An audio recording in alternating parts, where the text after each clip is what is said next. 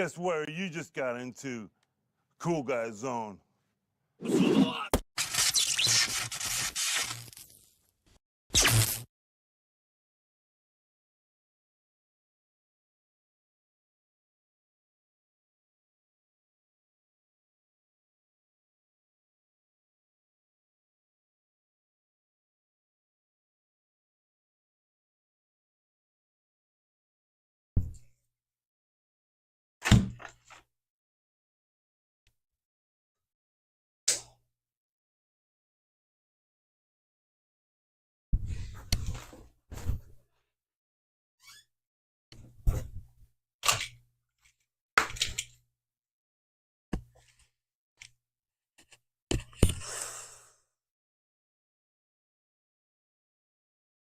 Oh my.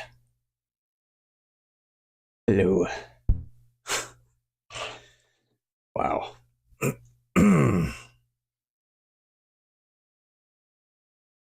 Okay, so this is what we're doing. Don't ask me how I decided on this project. I just did.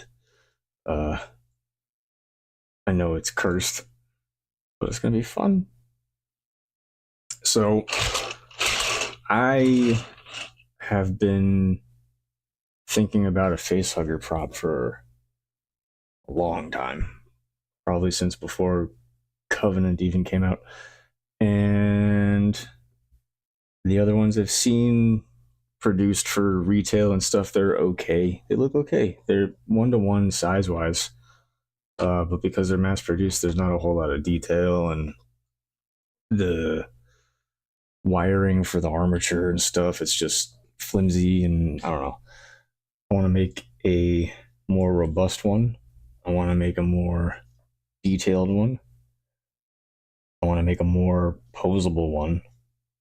So a lot of articulation without visible joints. And I want it to crawl a little bit. I want a little bit of animation. I can't have just a static prop. There's always got to be something that's got to open and close or move or light up or make noise or something. So that's what's going to happen. I decided on this because almost all of the work is done already. It's just a modification job with a twist, because there's also going to be more, but we'll get into that when I start. We might not even crack that open today. First thing we got to do, pardon me while I adjust cameras. Is the mic picking up on that one? Cool. Oh, I should have started on this one. Sorry. Anywho, the first thing to do when making a prop is to decide how big do you want it. Do you want it 1-to-1? Do you want it a quarter, 12th, 6th, whatever? Do you want it to be the same size as it is in the universe it is from? 9 times out of 10, that is what I want. I like scaling up to life size. I don't think I've scaled anything down yet. That's a lie. A T-Rex skull, I did scale down. Technically scaled up from a maquette, but whatever, scaled down from the real fossil. And when it comes to scaling this particular prop as far as length and width and how high it can sit on its tail, I'm getting conflicting reports, right? There are some sources of lore that say the facehugger, the general consensus is that it's 4+ feet long. I haven't determined whether that's from the 2 forward-facing legs to the tail or just to the knobby, weird, what should be a face part to the tip of the tail. So we got to figure that out. And then I need to find a point of reference to scale an image to the size that I want it to be, which is going to be the 1-to-1. So once I pick a size, then you get to pick a reference photo. So that's what we're going to do. We're going to do that in real time. The description, I think I did say, I'm going to do 99.9% of this build live, which is what I should have done with the T-Rex skull. I probably would have gotten a lot more footage up and available, but that's besides the point. The first things first, I'm wondering if I can bring up the see if I can find it. I took a screenshot of the different sources. One of them is from, I think, a fan wiki, but I mean, those guys are so involved that I don't know how whatever they say can't be canon.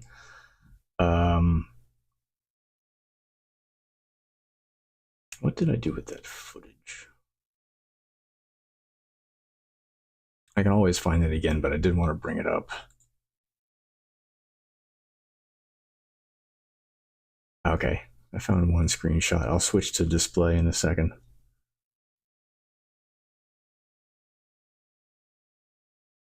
Aha, yeah. Okay. There shouldn't be anything weird. Hold on. I wonder if I have this hooked up with the capture card that I have for this exact reason. I might be able to just bring it up here, and you can join me. Let's see if this works. I have never done this part before. Yeah, I just use a picture as my prop background. Okay, cool. It is working. This is the little laptop I have on the other end of the workstation. Now, where is my camera?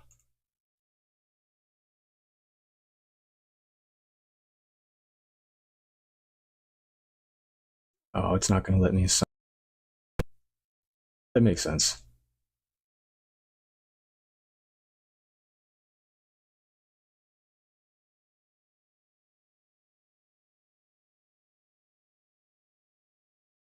Oh, I don't have the... So sorry, give me one moment. I just got this working today. And I'm actually happy with how well it came through. The resolution is a little off. The color is a little off, but... Hey, there I am. Okay. Let's see.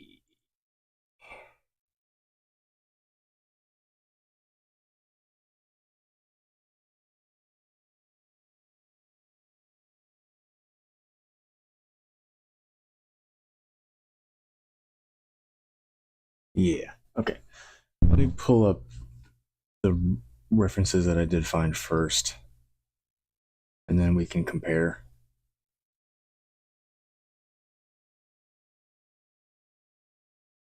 The early steps of making a prop are some of my favorite because you really get to figure out the dimensions of what you're going to make, and then those are the dimensions that's going to carry, hopefully you don't have to alter them, that's going to carry you all the way through to the end of the project. But seeing it actually come together, oh look, I can see me live. That's fun. Oh wow, I did not mean to open up YouTube, but it was a force of habit. Okay. No vegetable burrito today. Alien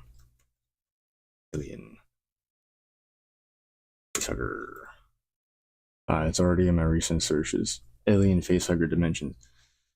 I did do a little bit of homework just so I wasn't coming into this completely blind. I mean, I've been staring at this baby toy. When did I start posting? Like 3 weeks ago. So I've had nothing better to do in the meantime while I gather materials and get an idea of what I'm going to do. But here's one source that I found. Share my screen in a moment.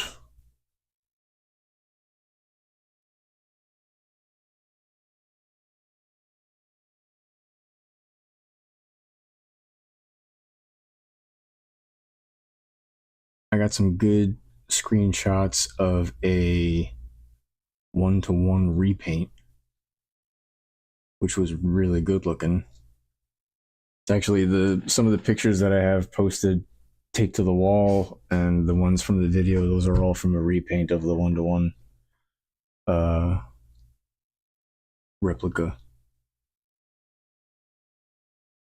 There's a website called, no, not Alien Anthology. Earth.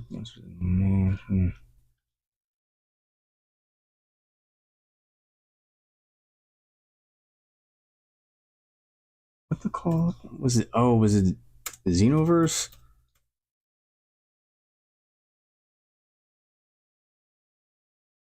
Hold up a minute. I already got that one. Xenopedia. That was it. I knew it was something along those lines. Okay. Uh, cool. So check this out for me, real quick. All right, maybe this will be a good time to decide whether this is going to work out or not. According to Xenopedia, the get out of your head. The xenomorph facehugger from the first movie, 1979, is 4'11" or 150 centimeters. I'm going to let y'all know right now, I am going to be doing this entire build in metric.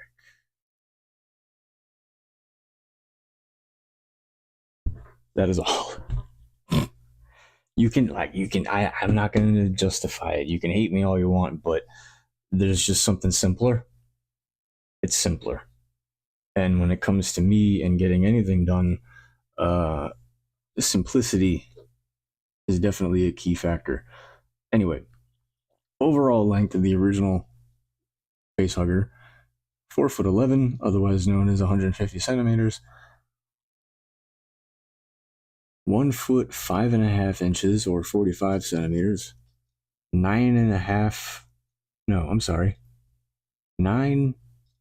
pounds and 14 3/4 of an ounce. See, that's stupid. Oh, and what does it say next to it? 4.5 kilograms. Like, well, why are we bringing fractions into measurements?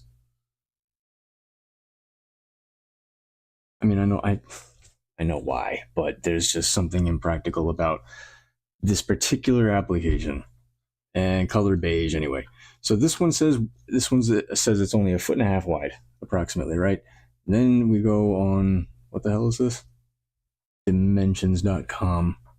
Facehugger is the second life stage of a xenomorph, an extraterrestrial creature that finds its way onto the ship Nostromo.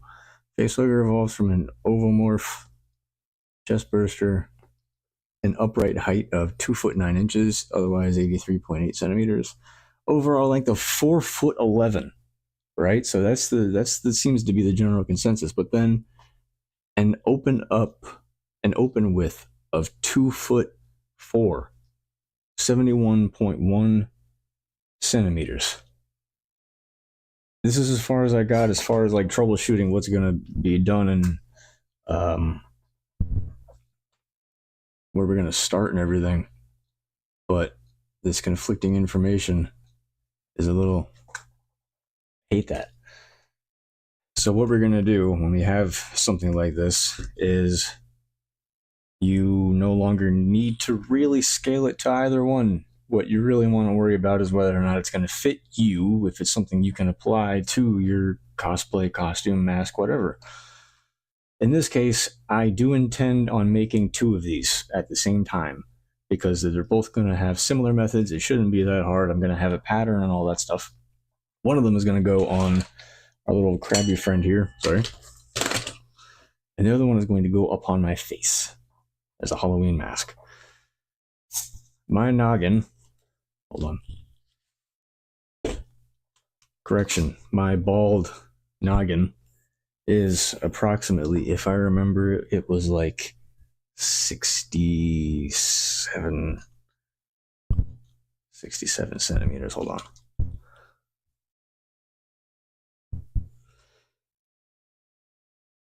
My head may have grown since then. It's not outside the realm of possibility. Okay, I can get an approximation. These Taylor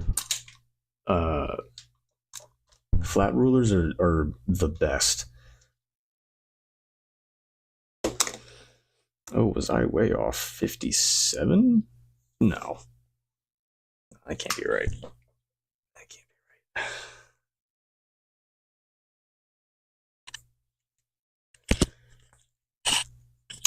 Come on. Right to the thumbnail. What is this? 56. I feel like my head shrank.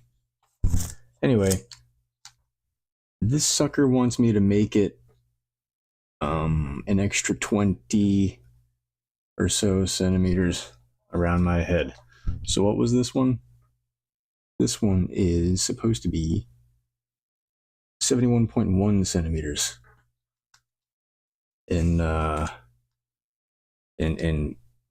splayed out width.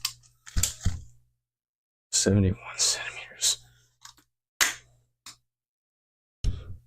Okay, so what we're gonna do. So that triangle there that I'm making with the tape, that is the excess material. So that space represents the body and the width, the thickness of the body and the thickness of the legs. When you take that into account, I don't know if any of them have the exact thickness of the main body, which leads me to my next. So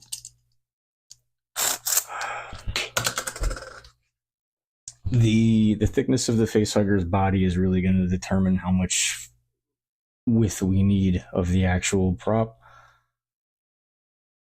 My only concern is it overlapping the back of my head. Like one facehugger finger has to go past the other. I don't have a particularly large head, but I also don't want to make one that's too small, right? I'd rather get it somewhere in the happy medium. So the difference between the two given dimensions is 45 centimeter width compared to the 71 centimeter width. Let's do a quick test. 45 centimeters. Page is unresponsive, that's weird.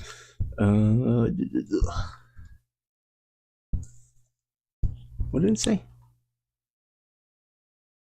45 centimeters. Memory. Okay, yeah, all right, well, okay. In between my thumbs, so it doesn't even close around my head. And that's not even including the body.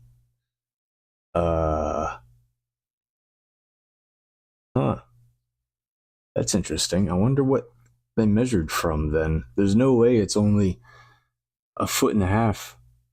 45 centimeters. There's no way it's only a foot and a half wide. So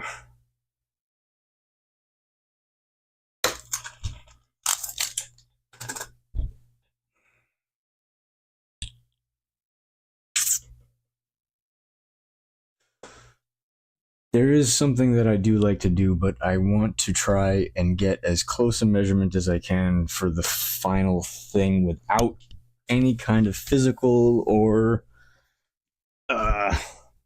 without any kind of outside help from a what's it called? IRL reference. I'd rather try to get every reference I can off of the screen first, and then we'll work on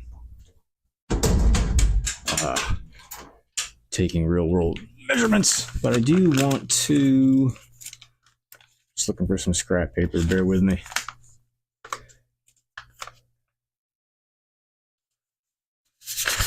Oh, this is gonna be good. You get a actual in real-time demonstration of my terrible math skills.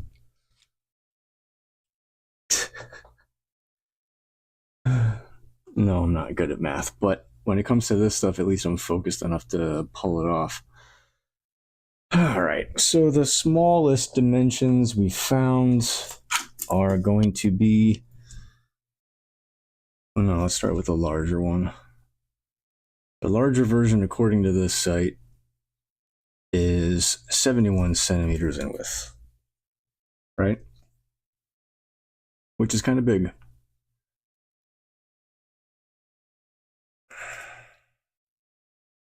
And then length, I think, is pretty common across the board, is 149.8 length. Okay, just in case anybody has an issue, hold on. Switch. There we go.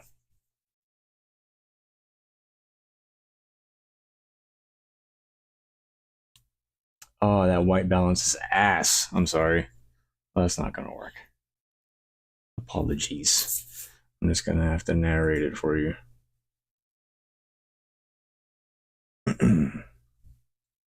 So we'll write down the empirical just so no one yells at me. What the hell is a kilometer? They both have their pros and cons. They really do. It's really just a matter of what you're applying them to, empirical or metric. All right, so that's this guy. Now, this one... I'm going to have the other one as the first, and I'm going to have this one as the second set of measurements. Because this is the second one I found. The other reference is the first one that I found.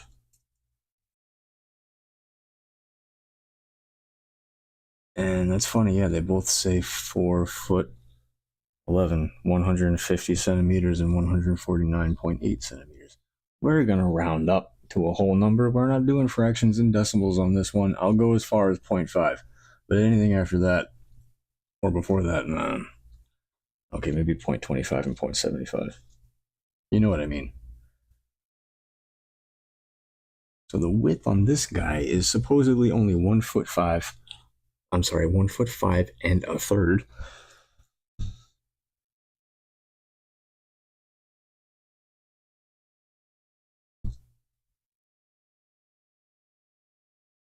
Or 45 centimeters wide. And then, yeah, like I've said, the general consensus along the fan base and prop makers is that the facehugger is at least 4 foot 11 long. Ooh, okay. Perfect. Here's how we can determine whether they're measuring from the end of the forward-facing most finger to the tip of the tail, or its weird, gross little squiggly face to the tip of its tail. What position is it on Keen's face in this shot? This is what I would do if I really just didn't have... Can I open this? Come on. All right, anyway. You can see how it's on his face. Would you stop? You can see how it's on his face. You can still see the outline of his face. So from chin, it looks like the base of the tail starts to bend down to his neck, right at the chin, at the base of the chin. And then its face comes right up to his hairline. So the facehugger main body, not including legs and tail, it is about that. It's the length of a face because it obviously covers the whole face. So if I were to just say use my face as a reference from what once was my hairline to my off-center chin, we have 22 centimeters.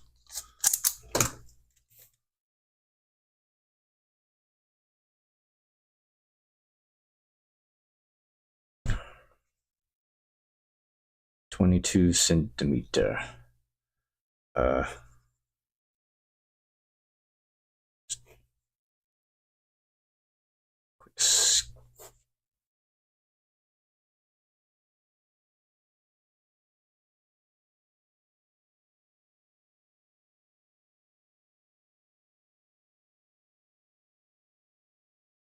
Okay. Moving forward, now that I'm starting to get measurements, I need to get a photo reference that I can use that's nicely spread out.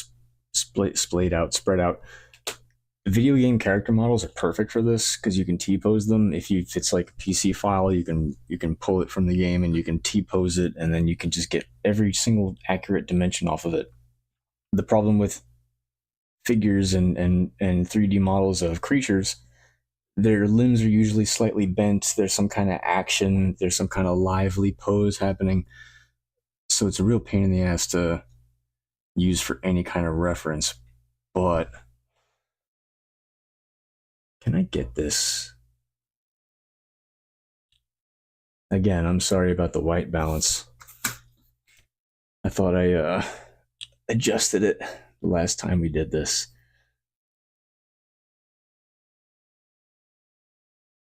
Yeah, okay. I can kill a light. I mean, that kind of helped, right? Here, how about that? Probably help if I used a pen or a Sharpie too. Or is that too dark?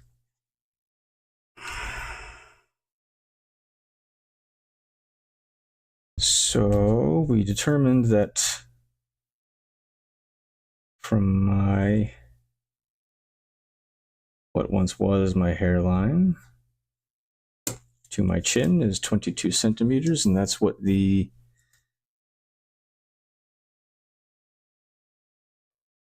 length of the main body of our little xenomorph needs to be, from where the tail starts to the gross little face piece.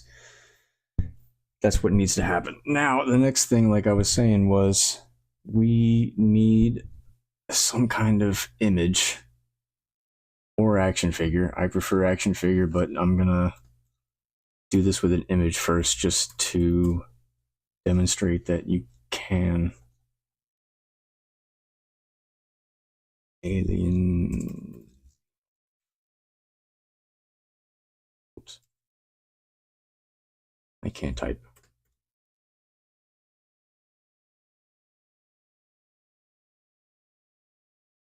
Alien Xenomorph Facehugger Dimensions Google image search.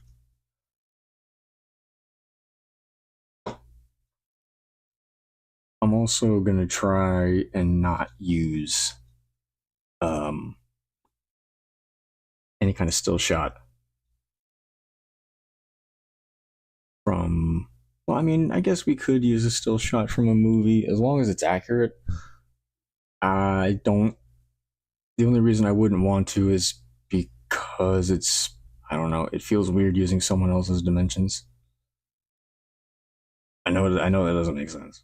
I know it doesn't, but for some reason.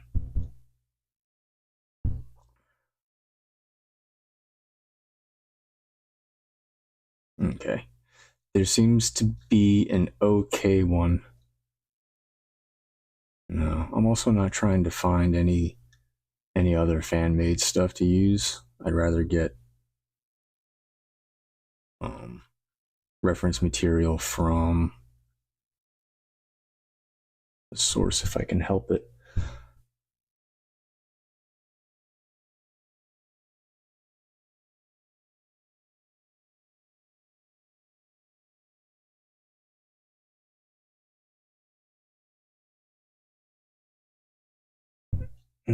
Oh, you know what? So, since I've got this out,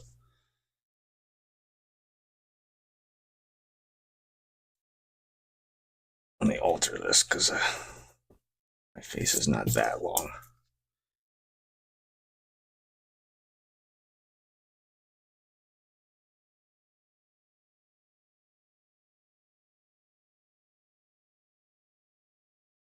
There we go. There's me. Average dude. From hairline to the tip of the chin is 22 centimeters, and according to the majority of the references that I found, the length is going to be 4'11" or 150 centimeters. So if the body is just going to be 22 centimeters, the overall length of the facehugger is going to be 150 centimeters. That means the overall space of the creature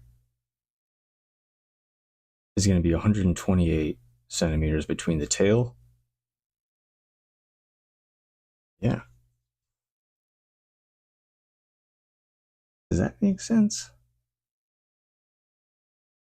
That's definitely not all tail.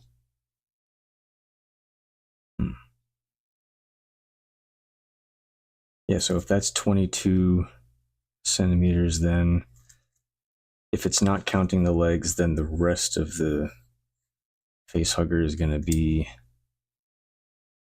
128 centimeter tail. How long is the tail?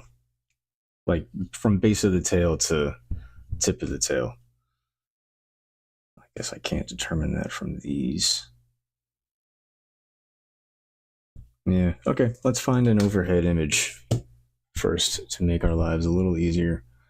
And I think I've got one from, yeah, the one that the mouse is on right now. We're going to use that.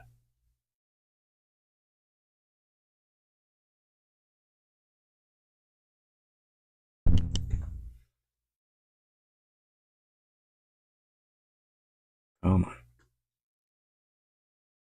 Laptop is struggling today. So this is perfect. I actually think this is the one that I printed out pictures of. Is it? Greeting card by Sean. No, not a greeting card. That's funny. Definitely not a greeting card.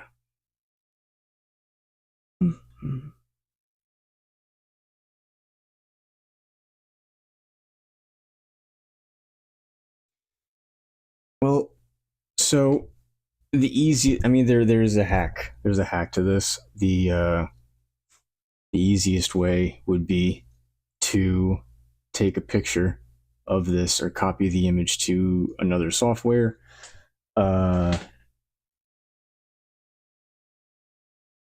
Get the measurement marked down in a software from the tip of the head to the back. There's got to be another image, full body image. Is it really that? I mean, that kind of, no. Hold me to this. I'm declaring intent right now. Before this project is over, I'm going to have a dimensional drawing of this damn thing, or at least my interpretation of it, for someone else to use if they want. It's kind of weird that there's just nothing. Like that picture doesn't even have the whole tail in it. This one, the tail is kind of curved.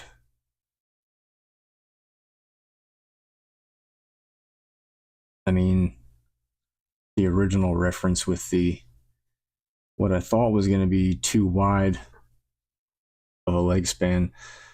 Oh wow, it says it right here. It says it right here. Just spent the last 5-10 minutes. Yeah, okay. So when they measure the 4'11", and then I'm assuming any other site that says 4'11", they are talking about the entire creature here. So I would like this image, and I would like to print it out, and I would like to clean it up. Yes. I can do... Ooh, it would let me do it, both of them. Huh? Okay. Let's get this printed out. Oh, yes. Okay. I have an idea. Well, it's not an idea. It's what we were going to do in the first place, but I forgot.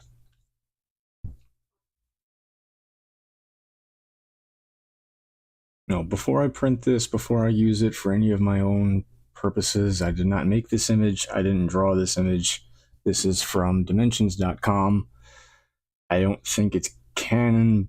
It links the Xenopedia, Wikipedia, and just the fandom pages, but this is what I'm using. I didn't come up with these dimensions. These dimensions are from websites and lore and fellow nerds. So, just disclaimer.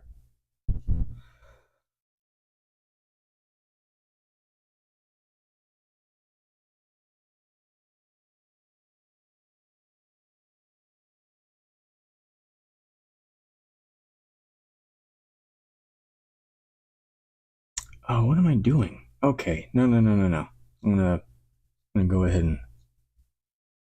So now that you saw what I did. You saw what I did. I'm sorry, I'm not going through this step by step. Hold on. Okay. So now that I've taken a screenshot of an image, what we can do then, we really want, I can take two, but I'm going to start with just the one screenshot.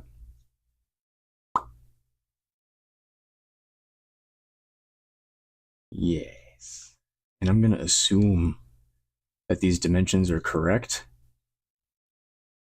So I'm going to use this one because it has the measurements on it already. This is the one I took a screenshot of, right? Because now we have to edit that screenshot.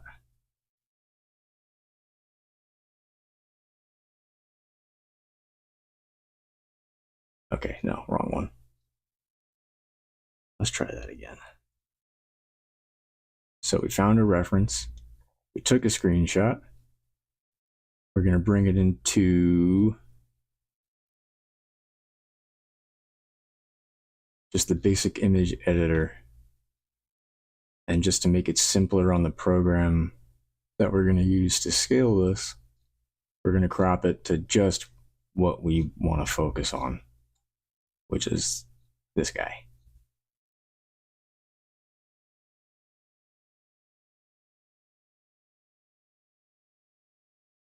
The 2.9, the 2'9", 83.8 centimeter upright, that's a cool measurement. I don't think I'm ever going to use that particular measurement for anything, but it's fine. That's good to know. I don't think I'm ever going to pose mine like that.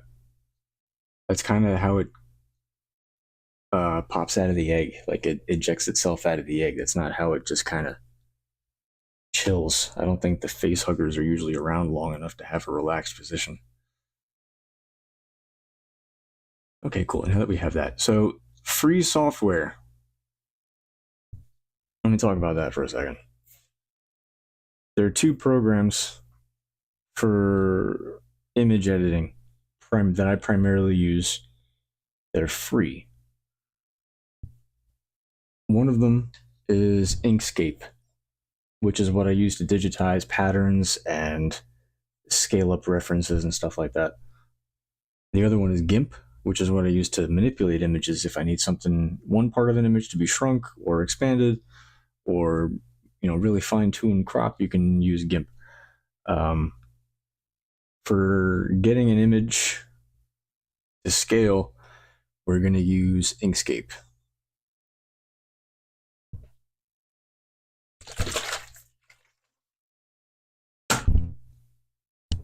Sorry.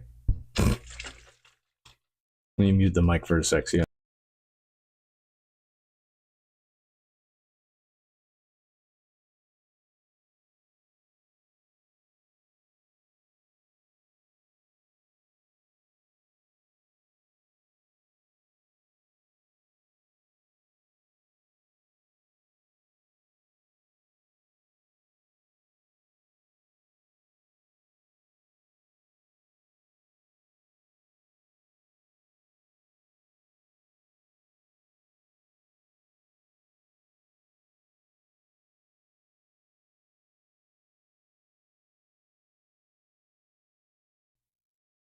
Right.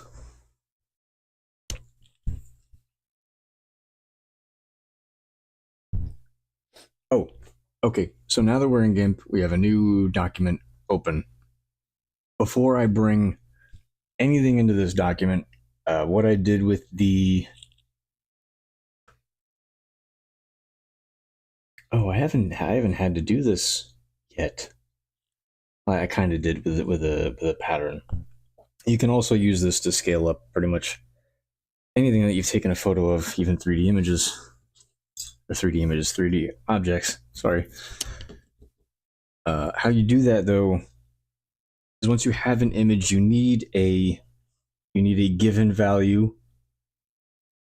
of the image's real world measurement, but in the figure, right? So like figure 1, figure 2 of the example of the prop that you're trying to make. So in our example, on the website that I use for reference for a source, I got the dimensions, and I just so happened to be lucky enough to get the length and the width. You can alter this document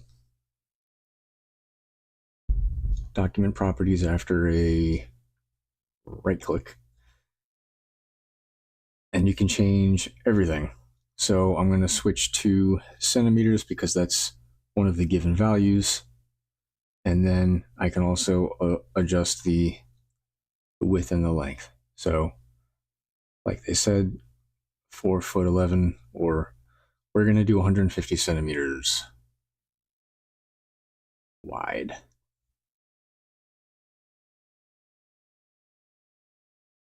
Yes. And 71 centimeters high. This is really length and width for our purposes, but is it 71 or 70? 71.1. We're going to keep it there. I'll keep it. So this is where you can kind of decide if you want to deviate from 1-to-1 for the sake of practicality, for the sake of simplicity. If it's something that you think is going to give you issue, you think it's going to give you problems down the line, especially when you're scaling up. If you have a client or a commission, or you're given parameters to work on a project with, and it has to be 1-to-1 to the nth significant figure after the decimal point, whatever, you have to, right? Me though, in my shop, in my studio, in my space, for my prop, we're just gonna go ahead and say that's 70, because I can already foresee that being a no, I just don't want to. By the way, in case I didn't make this clear, the whole point of this is so that I have a workable template of what I'm making, a 2D true guide to go through the entire process, the entire project. And so that's going to contain, it's like the blueprints. It's going to have the length of the tail, it's going to have the length of the body, the thickness of the body, the length of each leg on each side. So R1, R2, R3, R4, L1, L2, L3, L4. The length and diameter of each of those, yeah, it's a lot. It turns into a lot. But usually once you get one measurement, and then you get a measurement that you want to scale it to, I mean, everything else just kind of falls into it. So we have our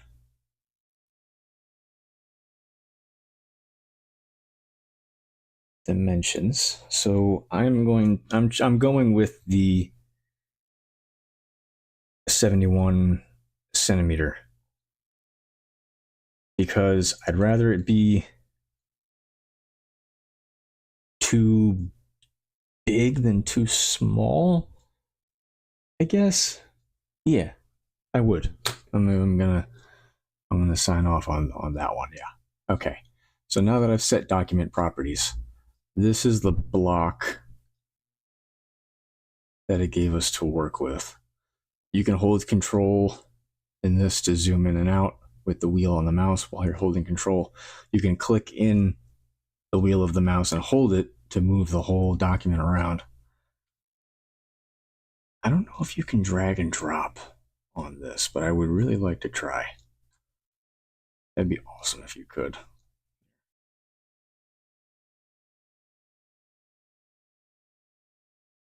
Oh, awesome. Okay, cool. Excuse me. So the next portion of this is taking the image that you pull into this program and just expanding it to fit in the given dimensions of the image.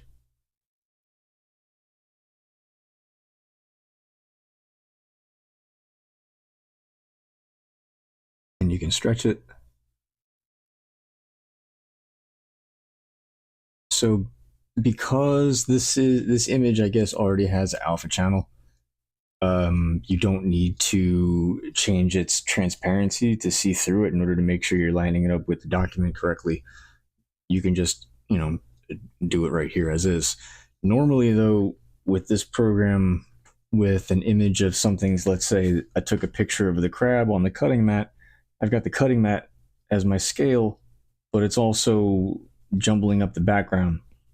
I definitely can't see this block through all that, so you have to add it as a layer and then add a layer on top of that and change the transparency of the image underneath it so that you can see through to the picture of your 3D object. I'll probably end up having to do that process when we get to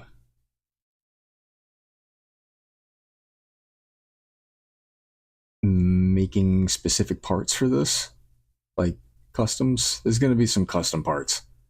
It's inevitable. I can already foresee having to make some adjustments to some dimensions, but sorry, I am a little bit of a perfectionist, even though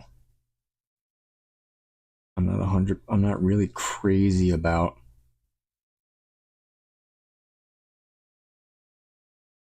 the dimensions on this thing.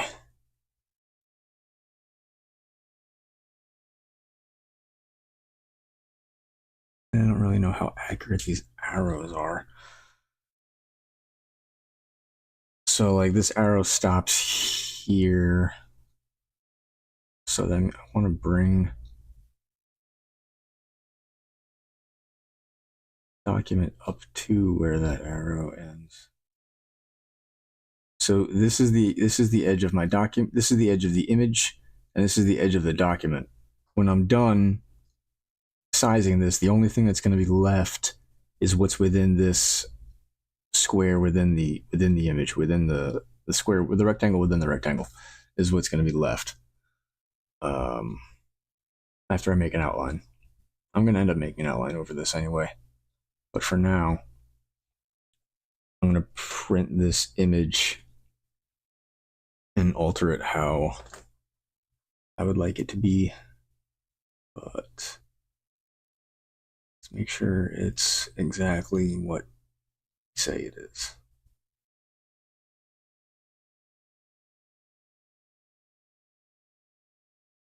Okay, so the creature here has filled up every dimension that we can. And that is going to be the basis of the build right there. Kinda weird. I'm gonna print this image out, but we're totally gonna clean it up. Like almost like on display for a science class or something. I'm also curious how well it'll print.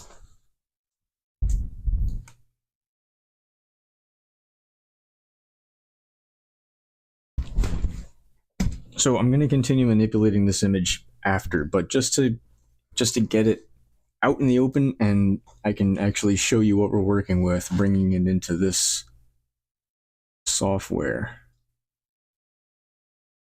Let's see if we can get it to print perfectly on the first try.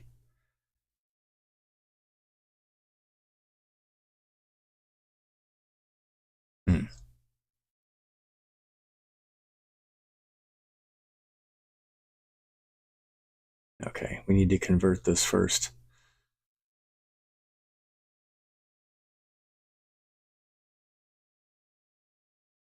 The other awesome thing about this, about Inkscape,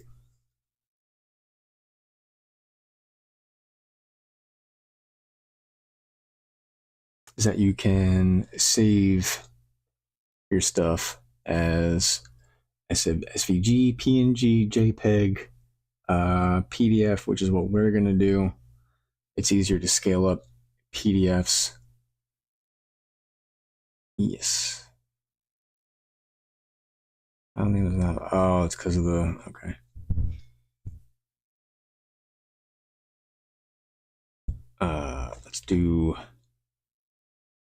Let's just do ref. I have a couple other ones saved from when I first started gathering references for this, like a month ago. Just ignore those. All right. So now that I've saved this as a PDF, there's some scenarios where you can print it out right from Inkscape as is, and you don't need another file reader. But in this case, unfortunately, I already have Adobe reader on this machine. So that's what I'm going to use. I'm not a big fan of Adobe. I don't use any other software by them. This is it. Yeah. Yeah, see, I did try it on a couple other reference photos, and I wasn't crazy about them, so I didn't use them. I didn't carry them over into this. I decided to just do it from scratch on the stream. Okay, so let's do... Did it save as PDF?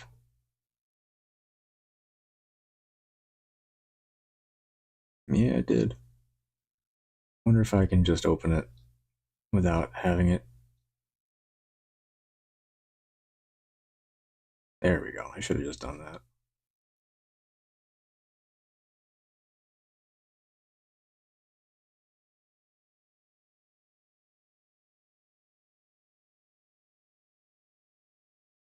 I got a lot running on this right now, but it'll survive. Yeah, okay, so see, that's exactly what I said was going to happen. All that transferred to the PDF was what we put in the box, and it's saved as the dimensions that we set it to, like IRL. So the reason I have Adobe Acrobat is because the standard UI that comes with the printer and that comes with Windows just doesn't let you scale the image correctly. It doesn't let you print the image on multiple pages, and for whatever reason, the machine just can't translate what you want it to do. Well, I've had to use two different things in the past to it's a mess when you don't use this. I only just started using this a couple of years ago. SKS Props recommended it, and Punish Props recommended it, and then Punish Props told Evil Ted about it, and I've been using it ever since. So it makes life easier. We are going to print this from Adobe Acrobat. This is totally free. I don't pay for this. It's just the PDF reader and printer. You can't edit on it. It's just for images. Okay, so see how it's laid out, 68 by 33 inches. This is how many pieces of paper. Oh no. Okay, before anyone gets on me about this, I have a stack of bad Xeroxes that if they're not too inked up, I flip them over and I put them right back in the machine, because that's all the printer is used for, is printing out these things. So I don't waste any paper. Poster. So it already had posters selected, it looks like. But you want to click it, have it set to poster. Portrait's fine. I don't think that matters, actually. 0.005 overlap. Every time I take the overlap out, it still puts it in, and I end up having to crop every page. Does anyone know how to not have that? That's the thing. So here, look, all right. Just so it's documented. I don't want any overlap. And I've told the software I don't want any overlap. Right? So now we're going to print.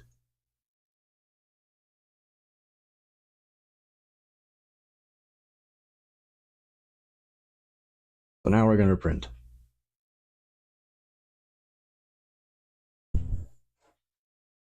Got it.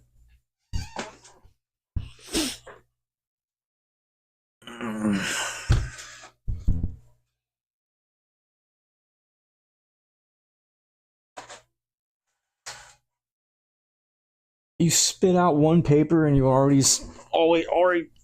give me the warning notification. What is this? Reload correct paper, then press start. It is the right paper. What are you talking about? Oh.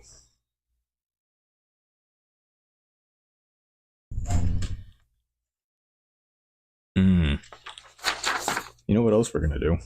We're totally gonna print this in black and white.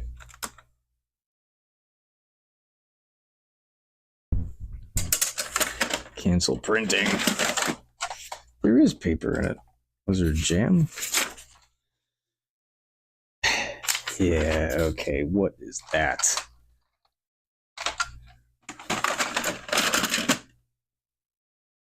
It printed out one page from what we're printing out, and that's what we got.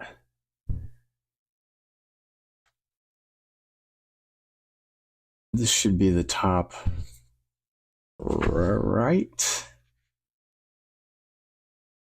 page. What is this?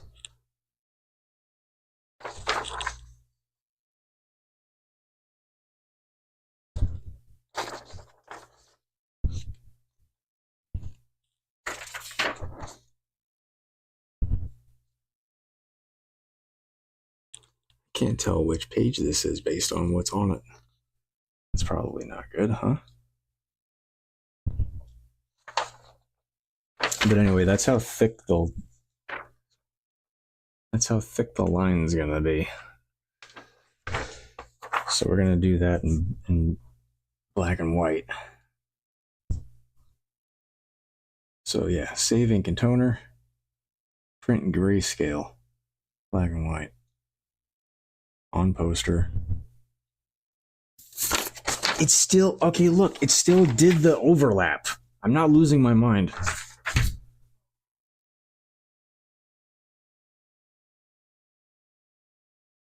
I'm just silly.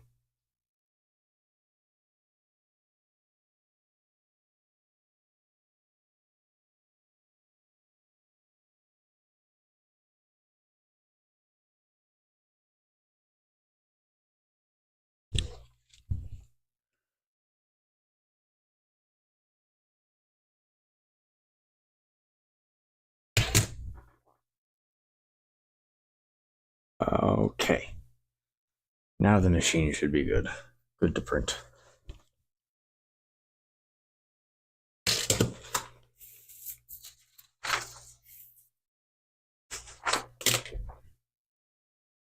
How many pages was it? 12?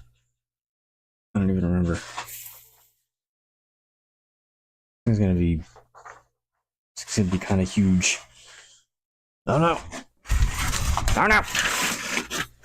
Stop it!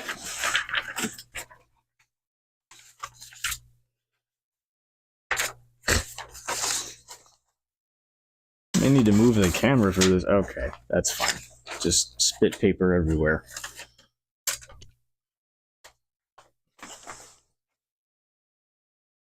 It's a lot easier if I have the order these things came out in kind of organized. Okay, just gonna let that do its thing. I pulled the tray out so the papers aren't just flying all over the place.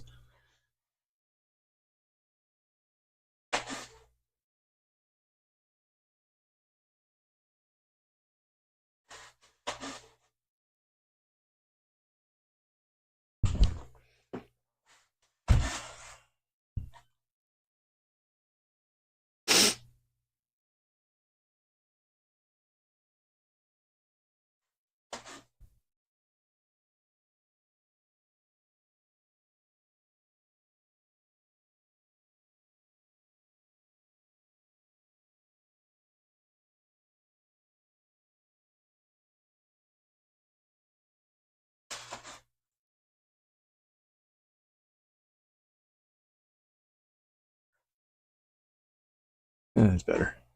Sorry I wasn't switching back and forth between this one and the other one. The printer is still going. So while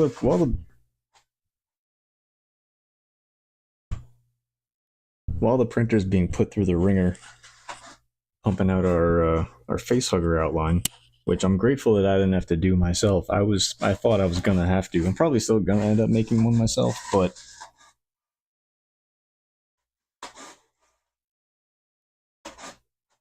having the overall gist of one printed out is gonna come in handy.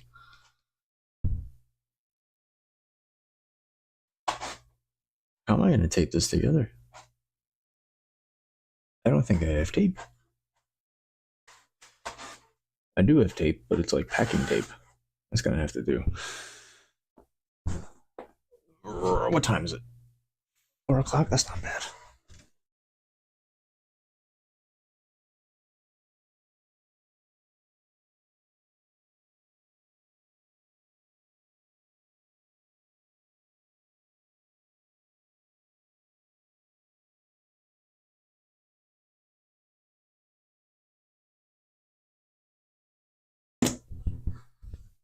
Oh my. Okay, it's been a while since I've printed out this much for just a prop outline. That's a good amount. There's a healthy stack of paper.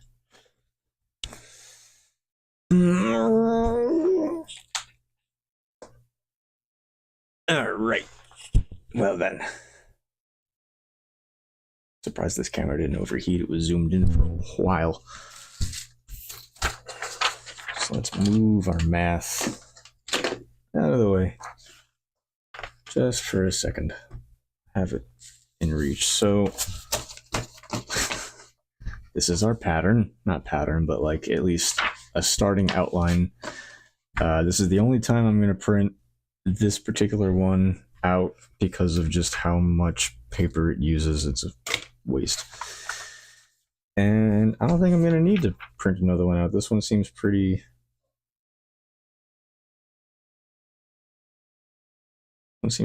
good.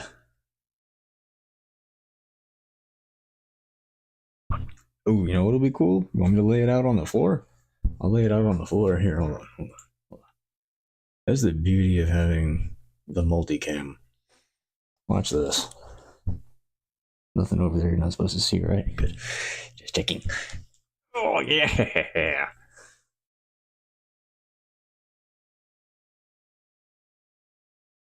Perfect. Right? Yeah, good enough.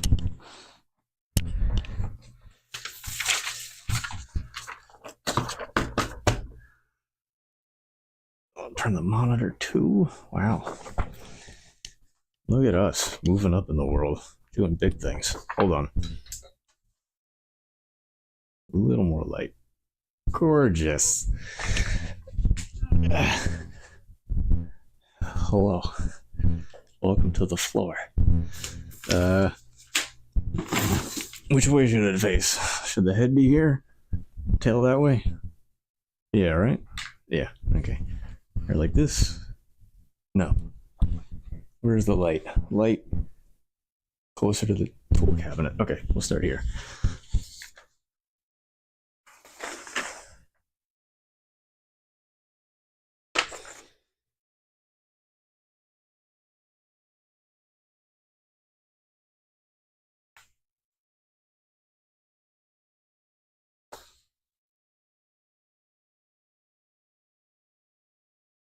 Some pieces got cut off. That's fun.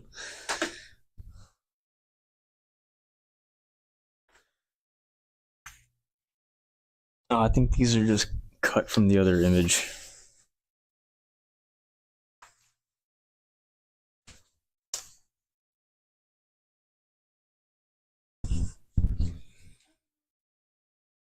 Bye.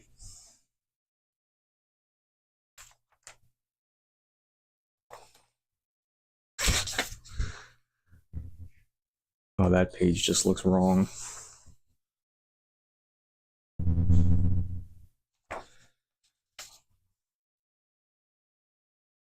Oh no. This thing's freaking. I don't know if this scaled right. Not gonna lie. I don't know about it, guys.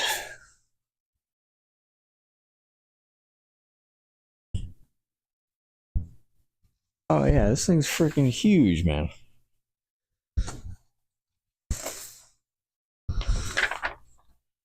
There's no way this is right.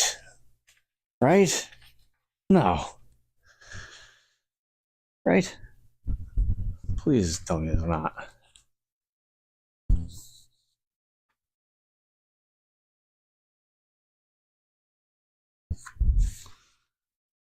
That's not right either.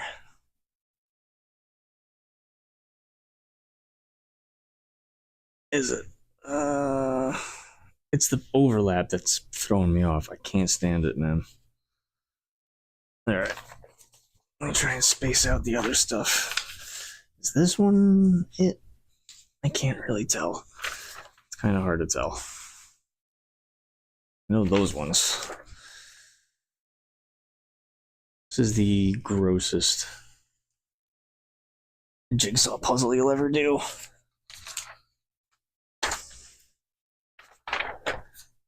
Here. I don't know about that. I can see the image from the monitor.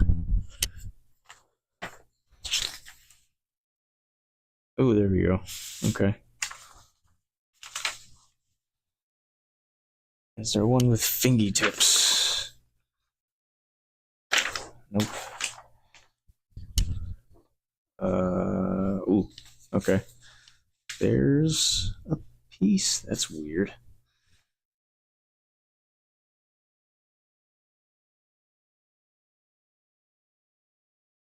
No.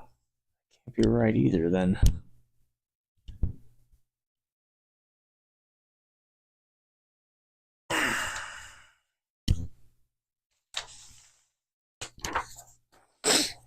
Alright, let me finish the tail.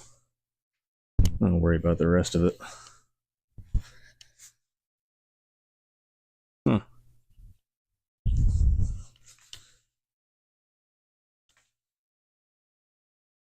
Where is the rest of the tail?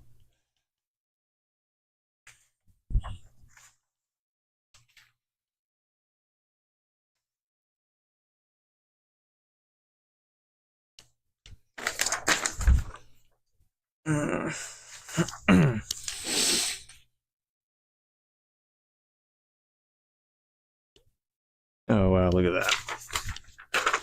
Isn't that fun? Okay, there's that side. And oh, hey. Hello, sailor. Alright, what about you? Oh, there we go.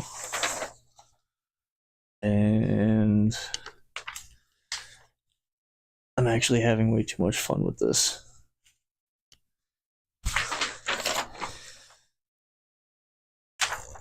There's no way.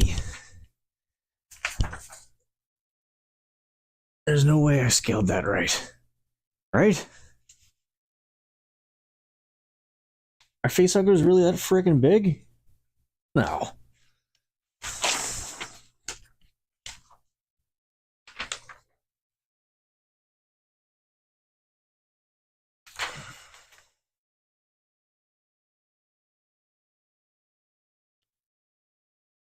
Yeah, I guess that's it. There's our boy. Or girl. Or I don't think xenomorphs have genders, do they? No. Wow.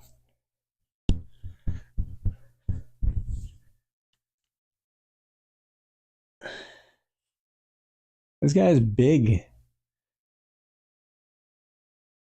I think it's too big.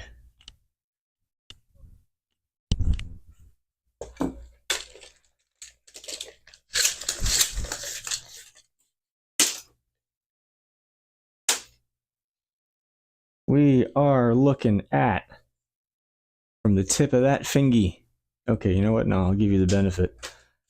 To the tip of the most extended fingy to...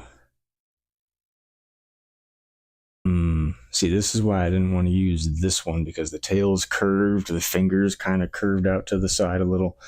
But because we got separate pieces of paper, what I can do is I can just turn that sucker just like that, and boom, look at that, tail straight.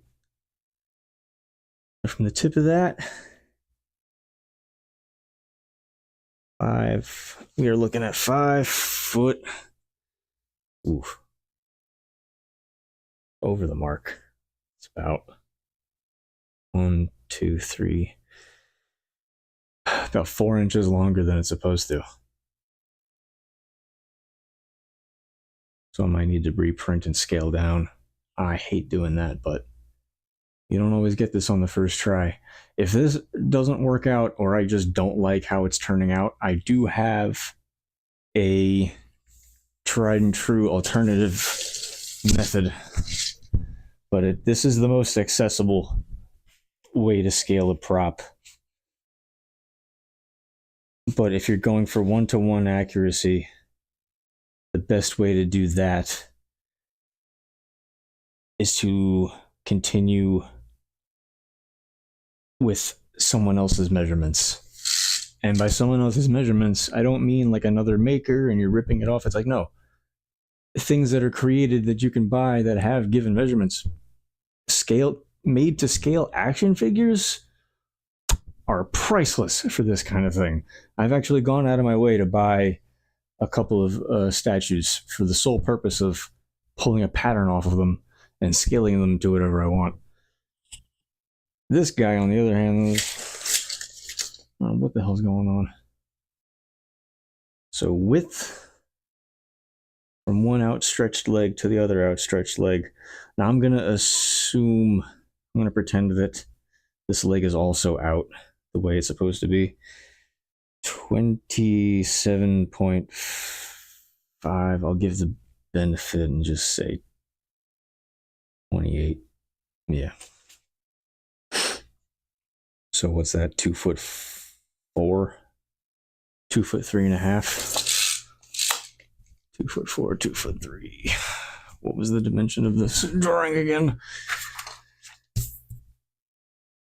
Oh wow, it's spot on. 2'4", 2'3". So width-wise, that's our guy. The length, though. The length, I'm not so sure I want to keep. Gonna keep this. I mean, it's mine now. Like, I'm not gonna just waste this paper or try to use the other side of every single page. What I would like to do, though. So they say 4'11", huh? Well, what do you say we make the tail 4'11" and see what it looks like proportionally? Proportionally.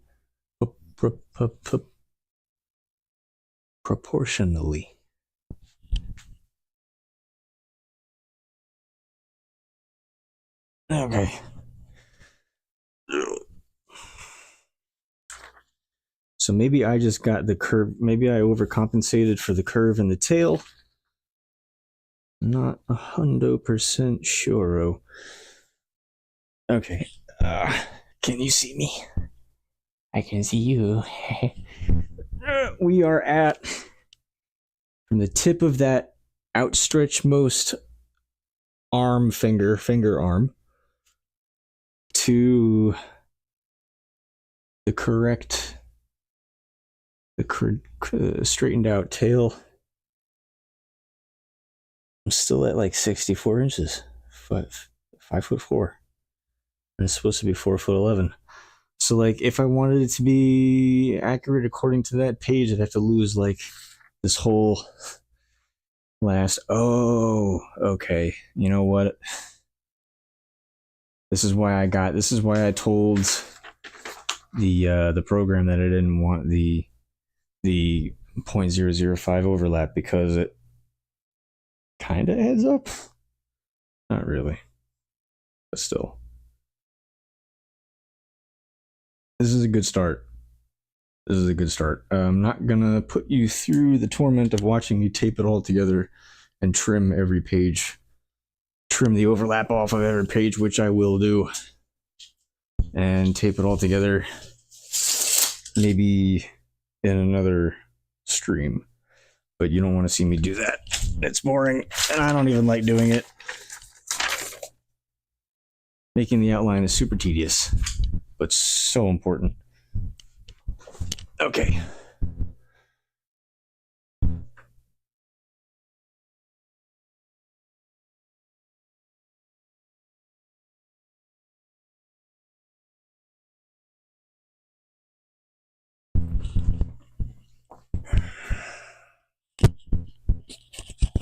Sorry about the mic.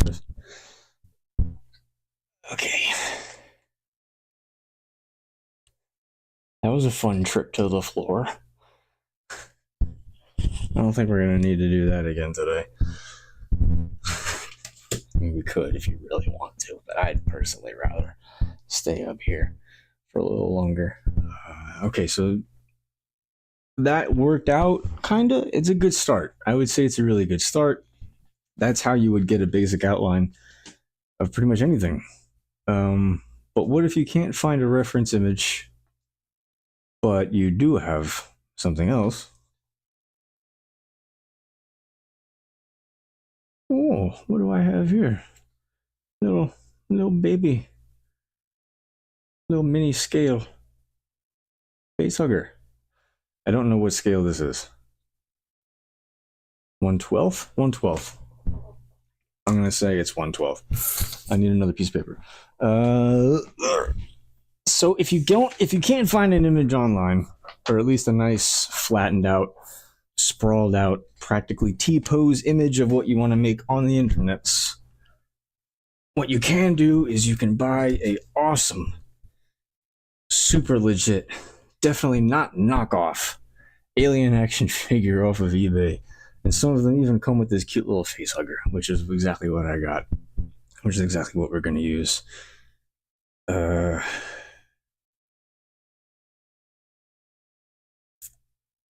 This knockoff sucks. Shocker, I know. I have another one. I have another one. I have this one. Hold on, I gotta switch the overhead for the. So, I have a thing when I get into a hyperfocus, especially when it's about a new prop. I will buy more merchandise than I rightfully and financially responsibly should. And this wasn't expensive. I'm not crazy. I don't buy like collector's action figures and stuff, but occasionally I do buy a really nice one, but it's for the purpose of doing something like this. This scale facehugger, I think, is from the NECA 1/12 Big Chap. And I did get one. I can't speak for its authenticity, but I got one.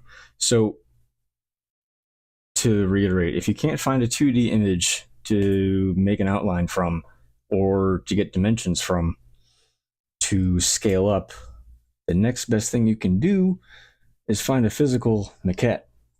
Maquette? How do you? I don't know. This one's legs were kind of messed up, so I got them all stilted.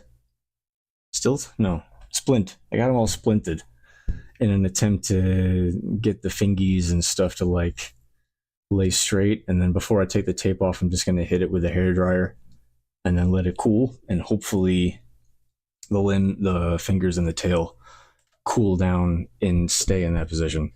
So I got this one, and I don't like it because it's all fingers are all curled in like it's dead. Dumb looking.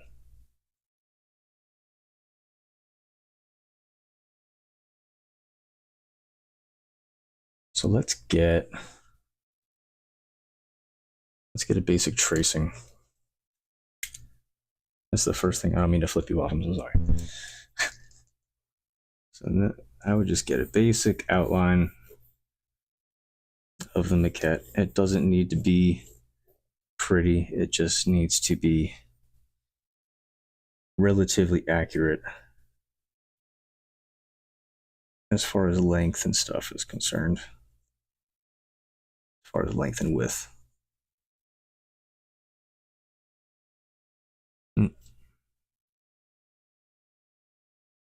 I'll move my head in a moment. I'm just marking where the end of the head is. Okay.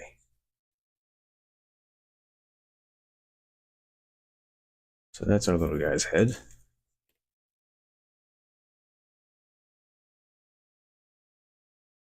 That's our little guy's tail.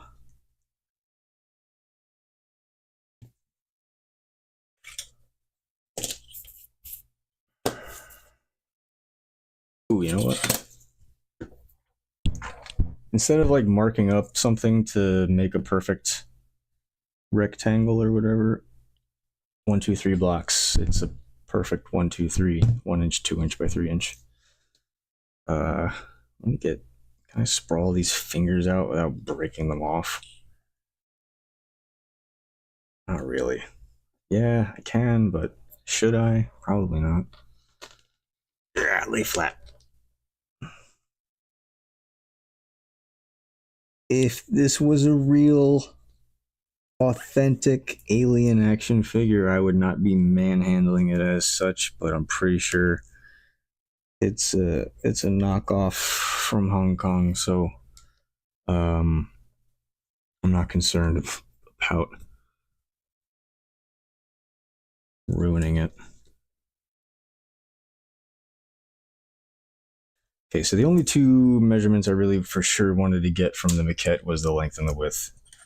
I can worry about the body thickness at a later time, but I really just wanted width, length. So starting at his, lining up with his head and the base of one of his feet. Let's get some dimensions.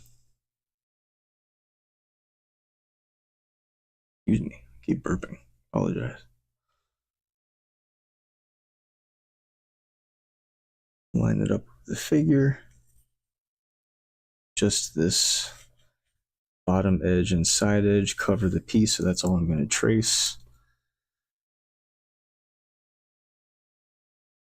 So one of the best things you can do when you're measuring something like this to scale up, especially if you plan on bringing it into Inkscape, you want to have it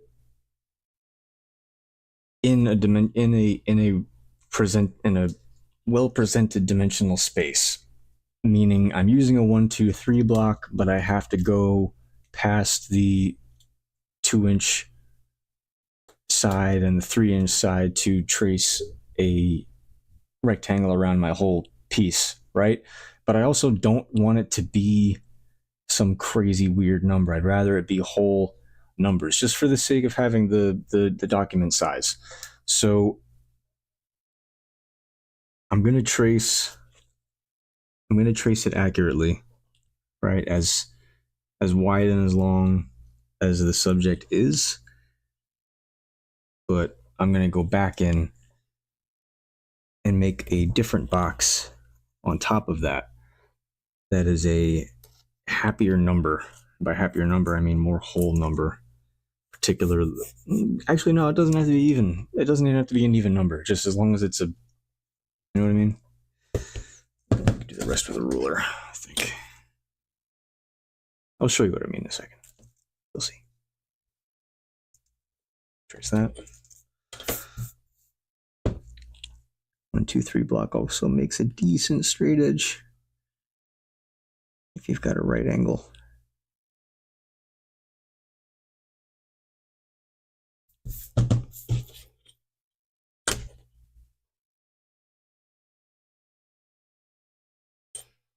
Okay, that's going to be the document. And because it's not happy numbers like I was saying earlier, what we're going to do next size it up. Oh, actually, that's good. I can set the document properties to centimeters, and that's 11 centimeters right there. Now, we'd be really lucky if this was a whole number. 5.5. But you know what? I can still use it. It's fine. I'm going to keep it.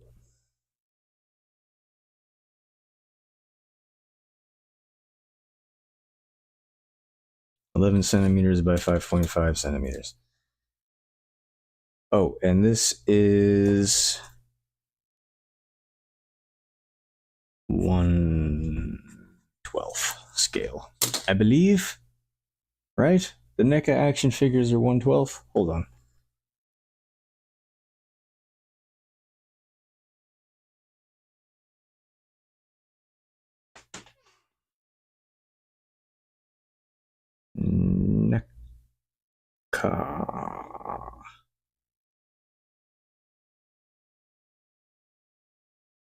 NECA 1/12. No, I can't type.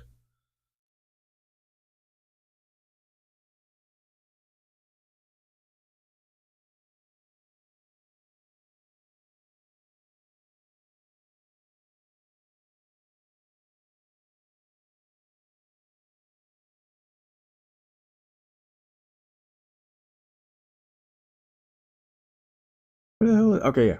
NECA, yeah, 1/12. Most series from them is 1/12 scale.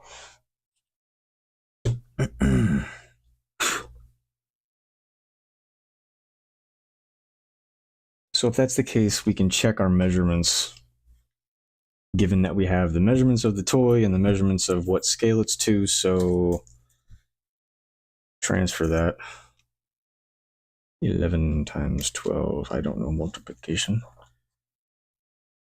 132.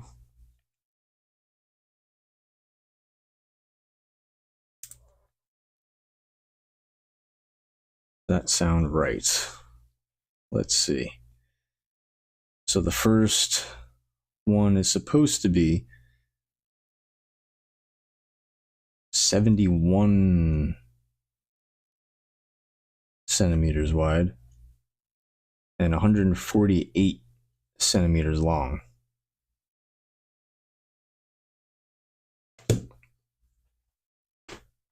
Which that is not.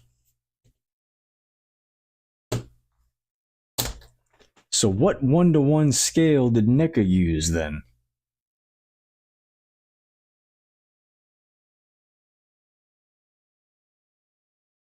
Right?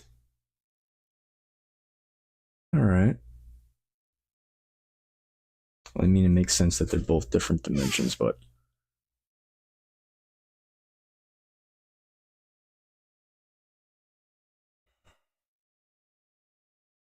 like the width of that, the wingspan.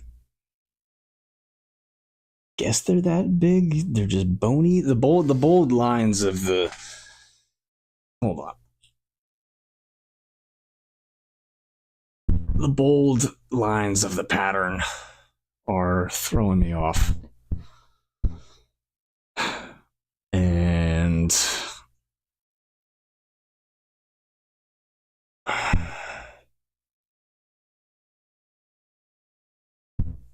that's supposed to be accurate, right?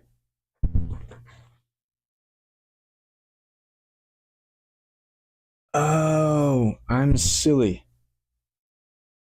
I'm so sorry. Yeah, I'm silly. 66, 71. Is that a big difference? No.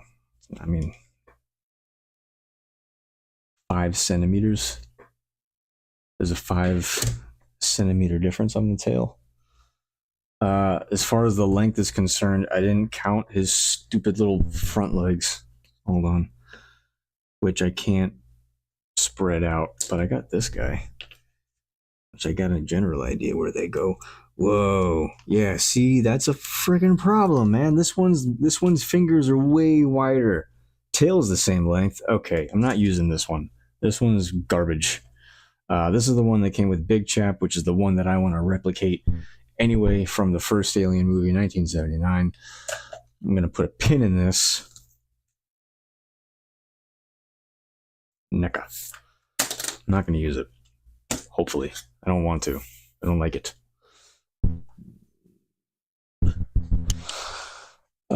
This big pattern, though, I do want to use. And then, I guess we're cutting that out today. Ugh.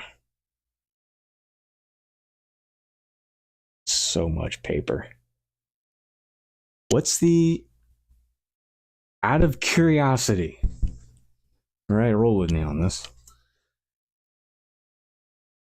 What did I have to scale that up to get it to there? What was the... You know what? No, I'm not going to get that, because once I get the number that I have to multiply to scale up, once I get that in my head, that's the only number I use, and I don't want to get the wrong number imprinted in my brain before I even start seriously cutting out pieces and measuring parts and stuff. Out of curiosity, though, since I do have a maquette of the Facehugger, I just want to get a overall fingy thickness.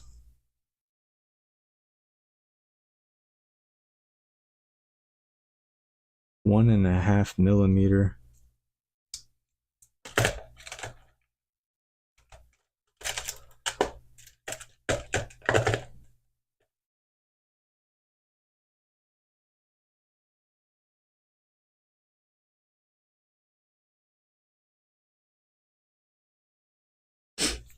One and a half times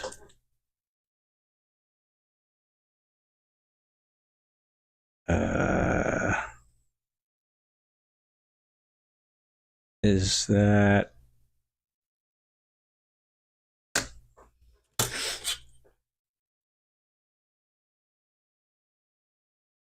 1.5 millimeters. So is that 1.8 centimeters? It is, right? Yes, 1.8 centimeters. And approximately where I measured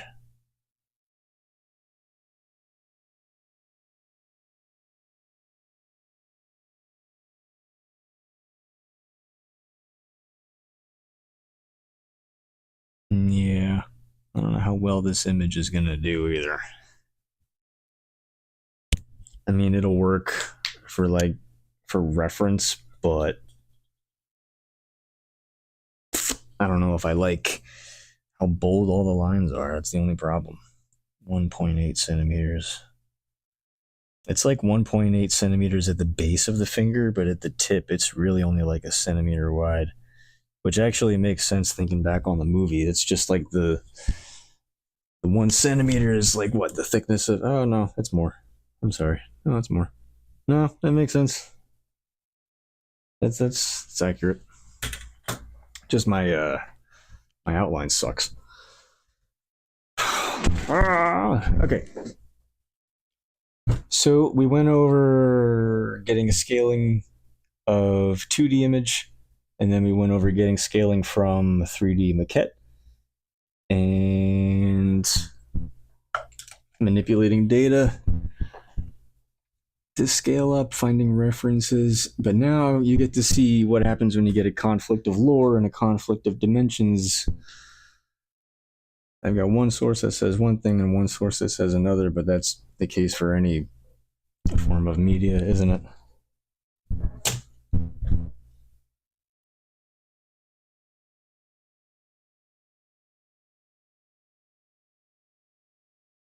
Huh.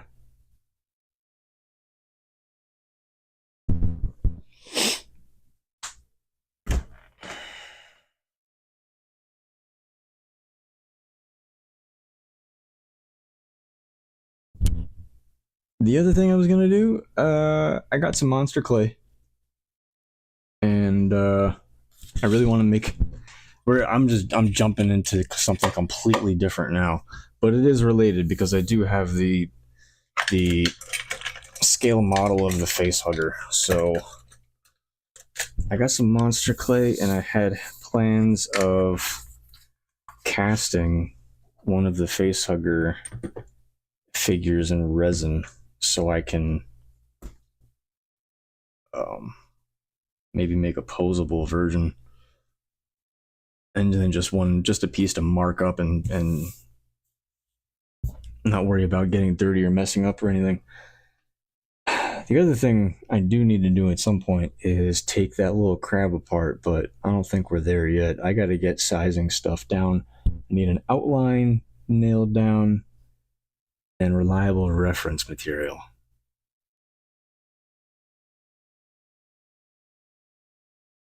So the 4'11", I like. That'll work.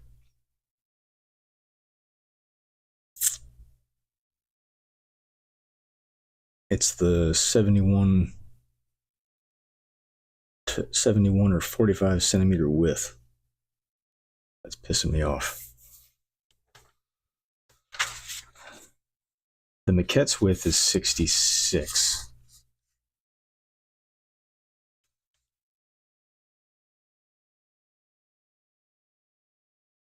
Which, now that I think about it, okay. Here's where I make a ruling. I have 3 sources of dimensions. One of the 3 is from a licensed product by manufacturer. So the more reliable source is going to be the 1/12 scale. In a bind, though, if you did have to make an outline for a prop template out of something else, you can do it from a 2D image. You just have to be prepared to have not a significant difference in accuracy, but there's going to be a difference in accuracy. Not to like the naked eye, but you'll know. And if you're anything like me and you're a perfectionist, that won't do. Just like today won't do. Like I said, I'm gonna keep that initial outline because it was a good start, and it's a good way to start. I'll probably hang that up on the wall somewhere just so I don't forget what I'm working on. But other than that, it's it's looking like I'm gonna use the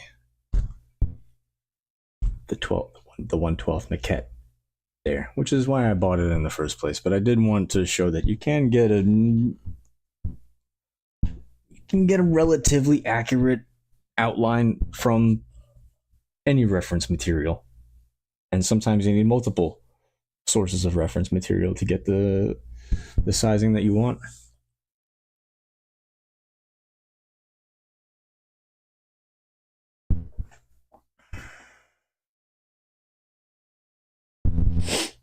Do we want to mess with monster clay today? I think we do. I think we do. It's something to do. And this will be fun. This will be fun because I have always wanted to do this. So that's from an old project. This is the only project I've used monster clay for, and I feel so bad because I bought this brick. Couldn't tell you how long ago. And the few times that I have used this stuff, phenomenal. Just they didn't have clay like this when I was in school. I really wish they did. So I want to make my own facehugger maquette. I have one kind of resin, but I would also at some point like to make it bendable. But for now, all I have is transparent, generic epoxy resin, and I have some Smooth Cast 300. So that's most likely what I'm going to be using. The mold box, though, and the mold itself, that might be an issue. This is totally unrelated, but it's all encompassing. I didn't want to hit this directly with the heat with a hair dryer because I didn't know what would happen. So it's been trained in this tape for like a week because the tail was wiggly and then the fingers were all over the place. So I positioned them where I kind of want them to rest. And what I'm going to do next is cover this up first off. Oh yeah, there was no lid. It's just cellophane on top. Step over our face hugger outline.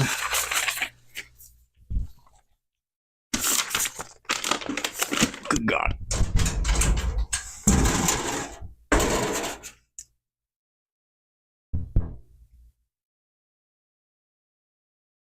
The hell did I come in here for?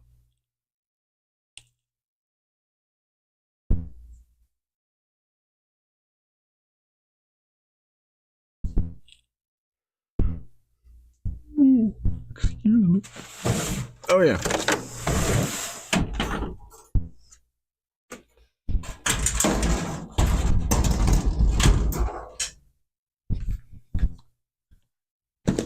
Last project. Oh, we started using this awesome little shop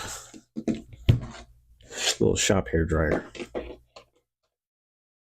which is just delightful.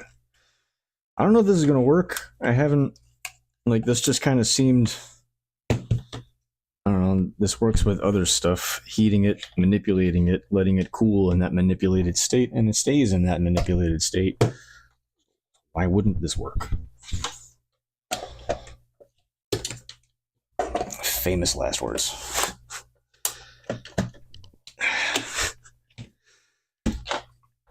I also don't want to melt anything, ignite anything, or burn anything. So, you know, there's that.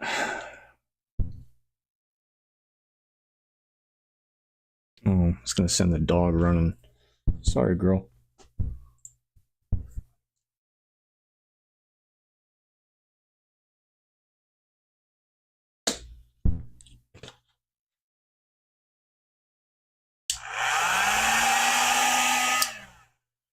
Ooh.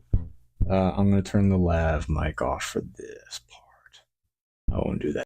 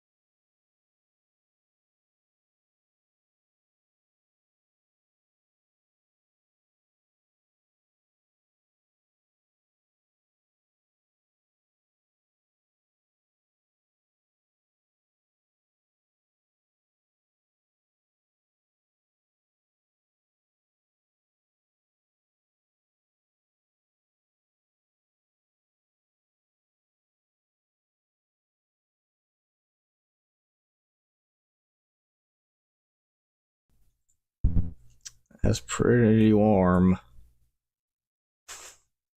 That's pretty warm. This has got to be like vinyl or PVC. No, Figma uses PVC and ABS. NECA, I think, just uses ABS. I could be wrong. Doesn't matter. Anyway, I'm going to let this cool for a little bit. And while that's going to, I'm going to try and lay that flat, actually. I know the toy is based on a creature that does not splay flat like that, but that's what I need our facehugger to do. And then once I'm done, I'll reheat him up and I'll put him back in his creepy crawly position. But in the meantime, while this little guy is cooling down in the position that I want him to, let's warm up some monster clay. Dear God. Oh yeah, I forgot about that. That's how long it's been since I've used this. This is a project from a minute ago.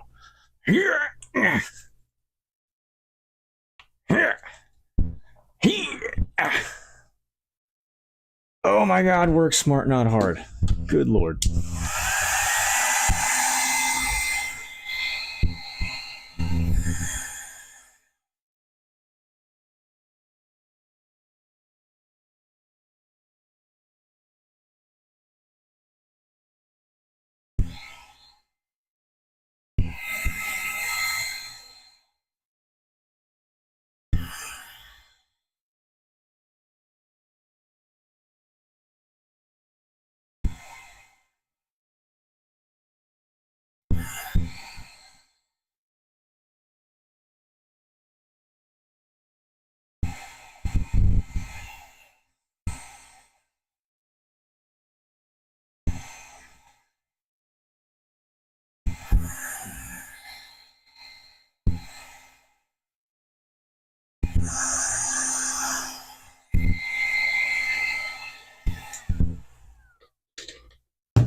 Oh, okay, sorry about the noise.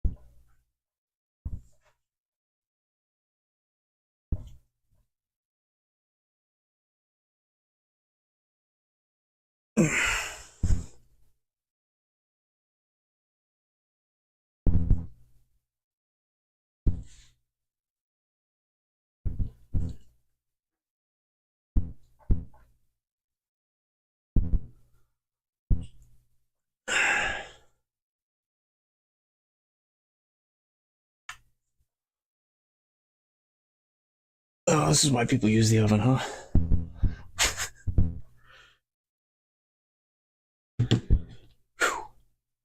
Workout. I need a roller and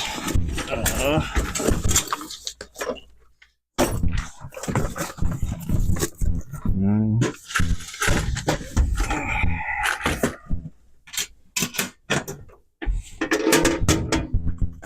What kind of acrylic roller?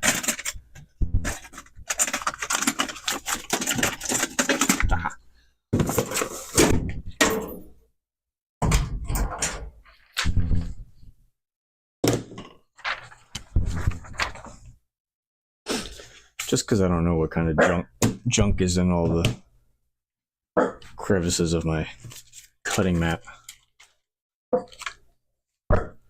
What? What?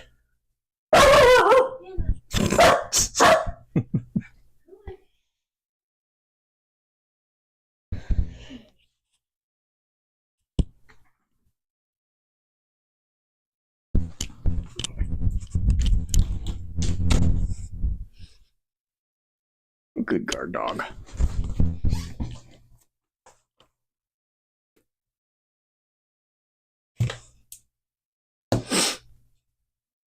All right.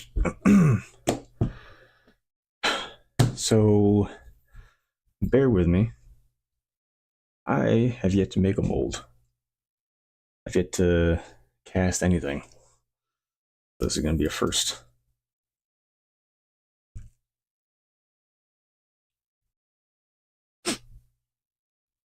But I've always wanted to.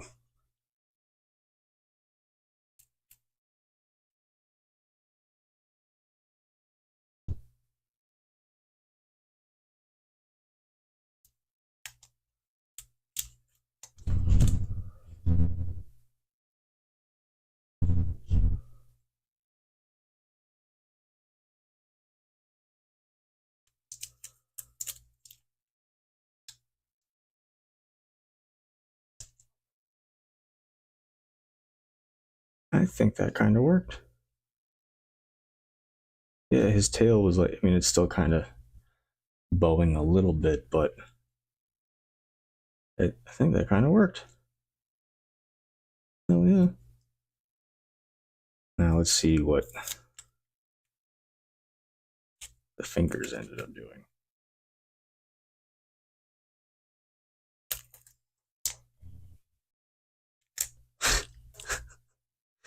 Oops. They're a little derpy.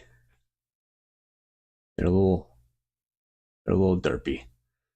But they're flat and separated, which is all I wanted them to do. Oops. Like I said, if I really want to, I can reheat it, remanipulate it, repose it. No problem.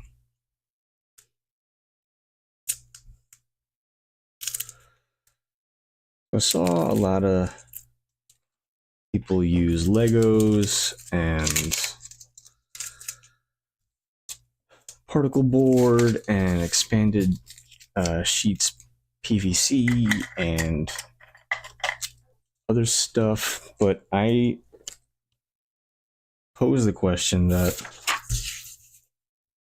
can't you just make the initial mold box all out of monster clay and then just use just use two pieces of wood strapped together, sandwiched for the mold clamp after? Just me? I don't know. That always seemed way more practical.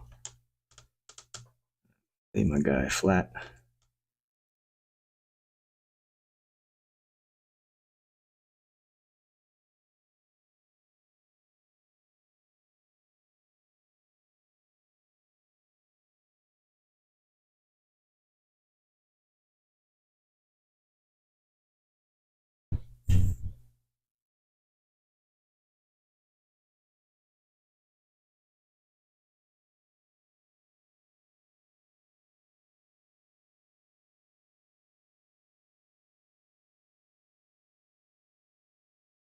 Okay.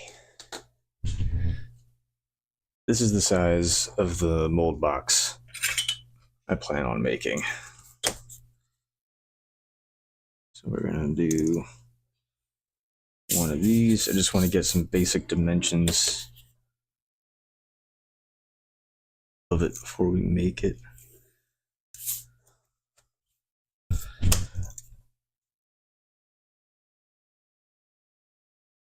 So some stuff I remember about mold making, and there's some stuff I don't remember about mold making. So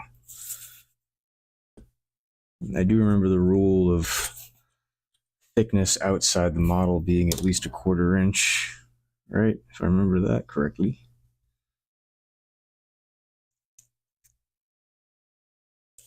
So that's gonna be there. And we want to go 1/4 inch that way. 1/4 inch that way. And 1/4 inch that way.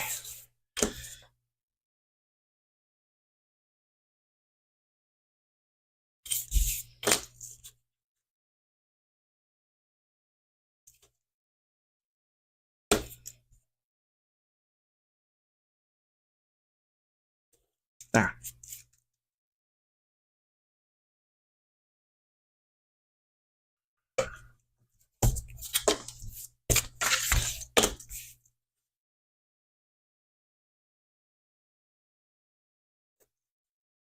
Quarter inch.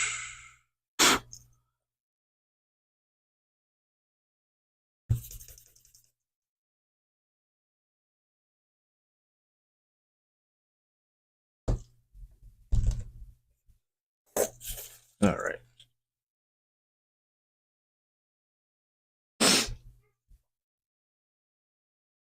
So that's what the mold box is actually going to look like.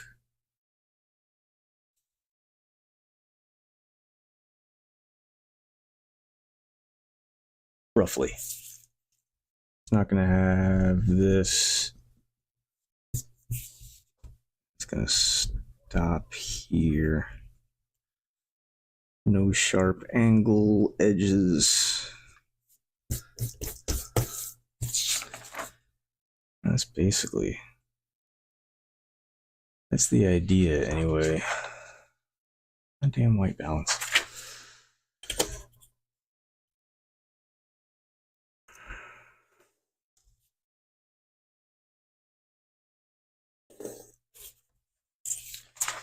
So what I'm gonna need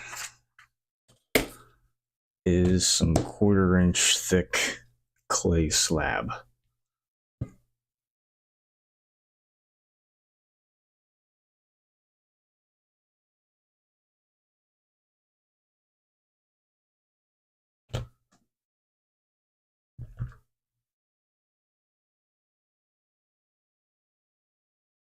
Ooh, that rolls out like chocolate.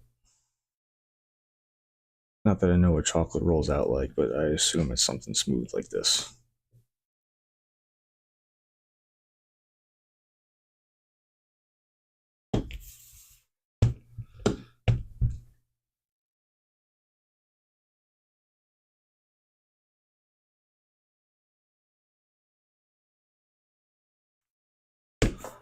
Are there air bubbles in this? What is all that?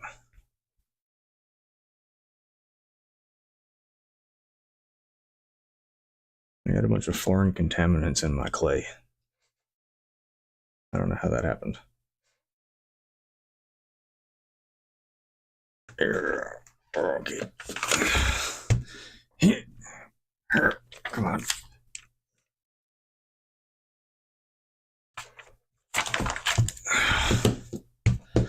I'll have some of this preheated next time. I honestly didn't think we'd be using it today. Maybe we'll just get started with it.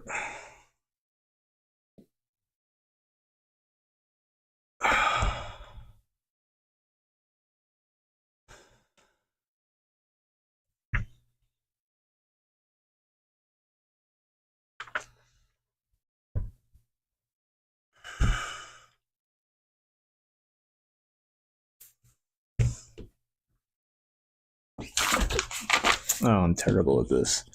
It'd probably be easier to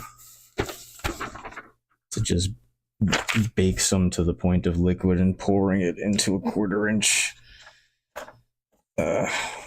tray and then cutting the slabs out. But that's a good idea to implement for next time.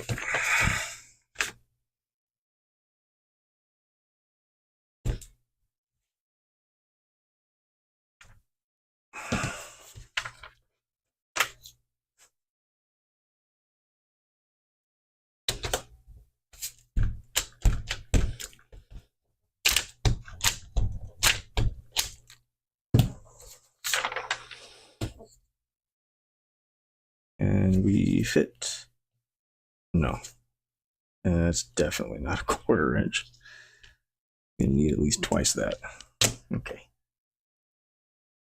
Yeah, this is a workout. I'm sweating. Hold on. Oh.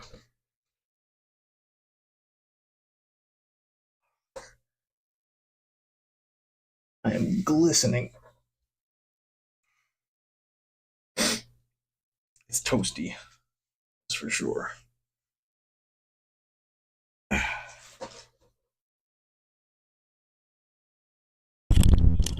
Excuse me.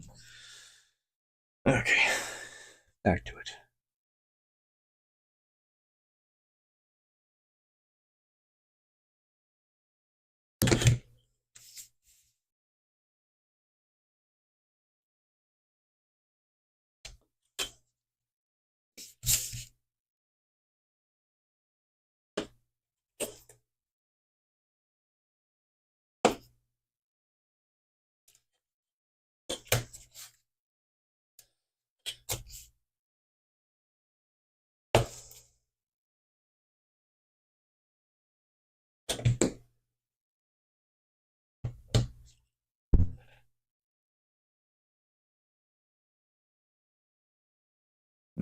Tail's doing something weird.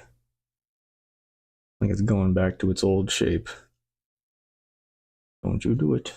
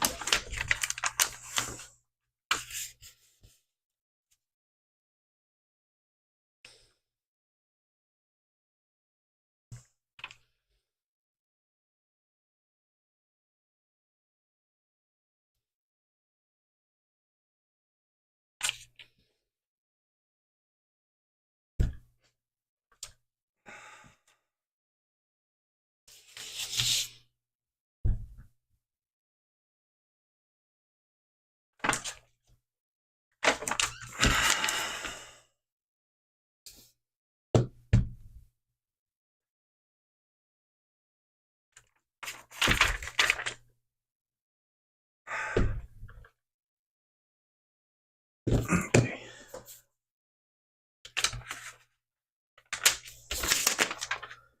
Okay. We still got a ways to go.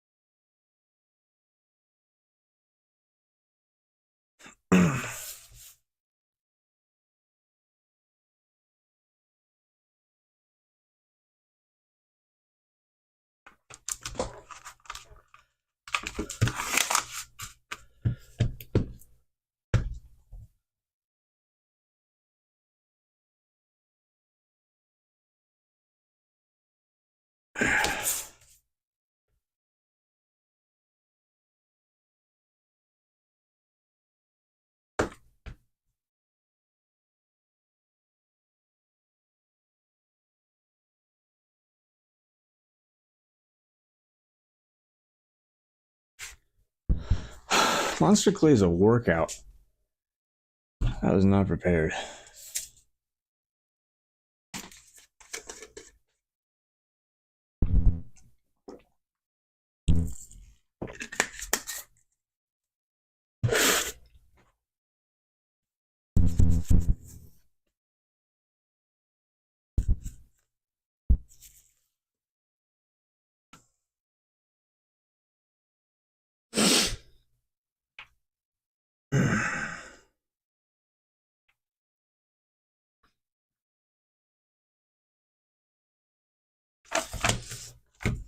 Oop, I'm pulling the graphite off the paper.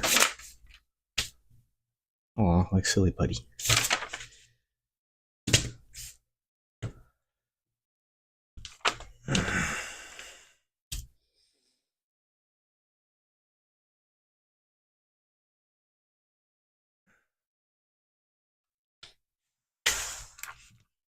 Okay.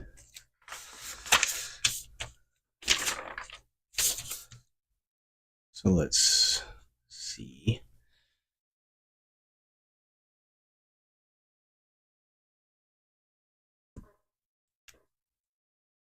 Might need a little more width. Oh, hell with it. This will clean the cutting mat. Oh no.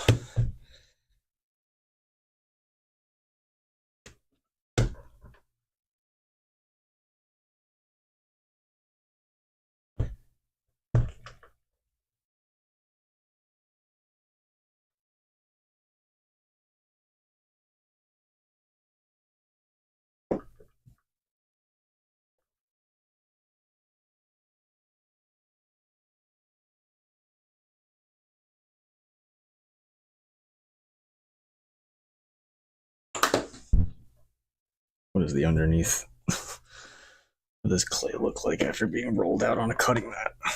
Oh. My cutting mat's not as dirty as I thought. That's nice. It's out. Come on.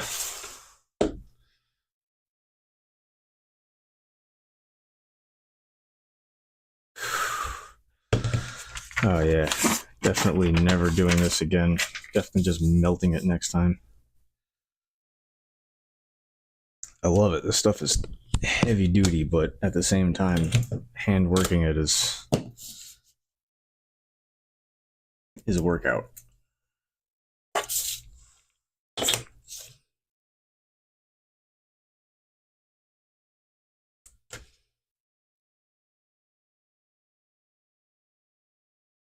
There we go. So a little bit of this. So uneven. Oh well.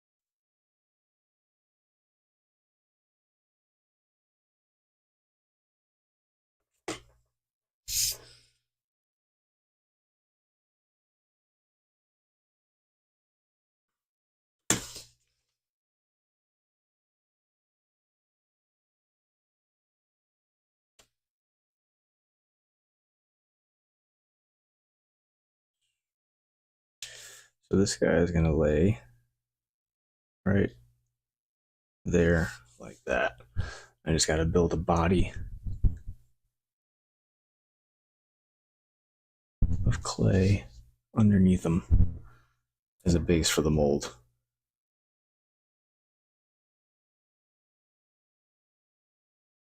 I'm gonna do that. I'm gonna start with his underside.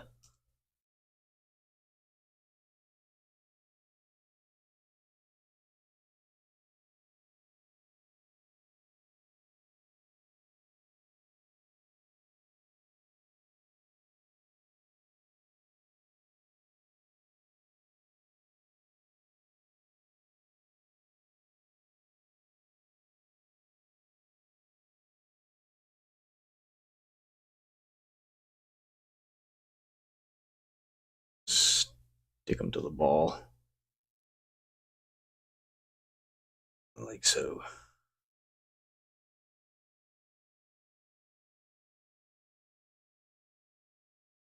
I'm just gonna work the clay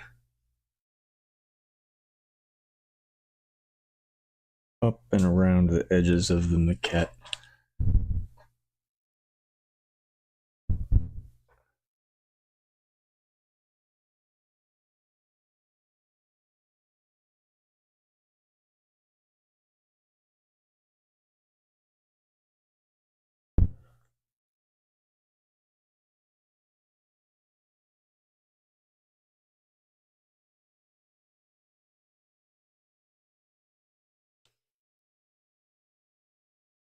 It doesn't need to be that tall.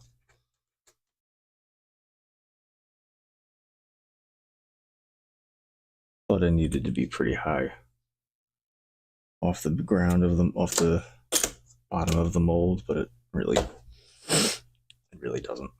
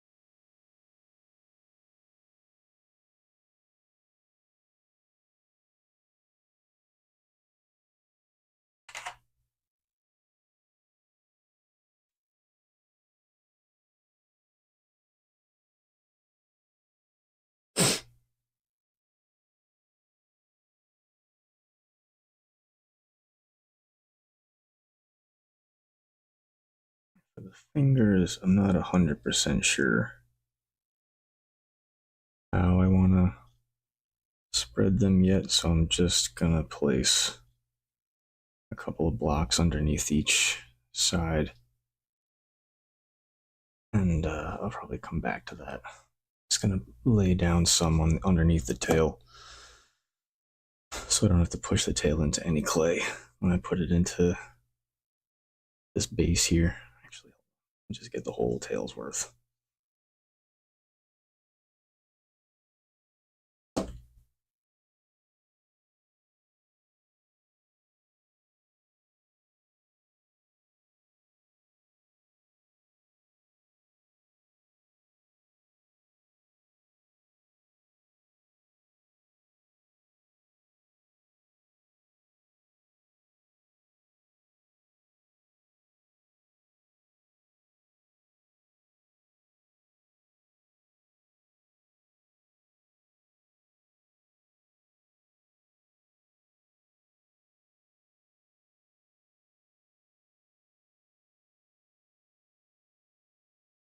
Okay. You just want to make sure I don't have to press it flat at all. I kind of want it to maintain the curve that they put into the initial model, so I'm going to bulk it up to support it.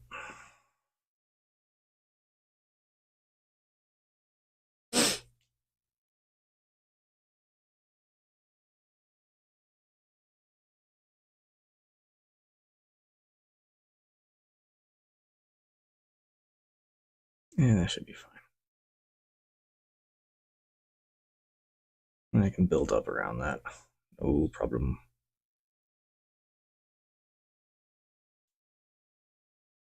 This tail, though, keeps wanting to go back to its original casting shape, which is a shame because it's dumb and curvy. And I want to cast it kind of like T-pose.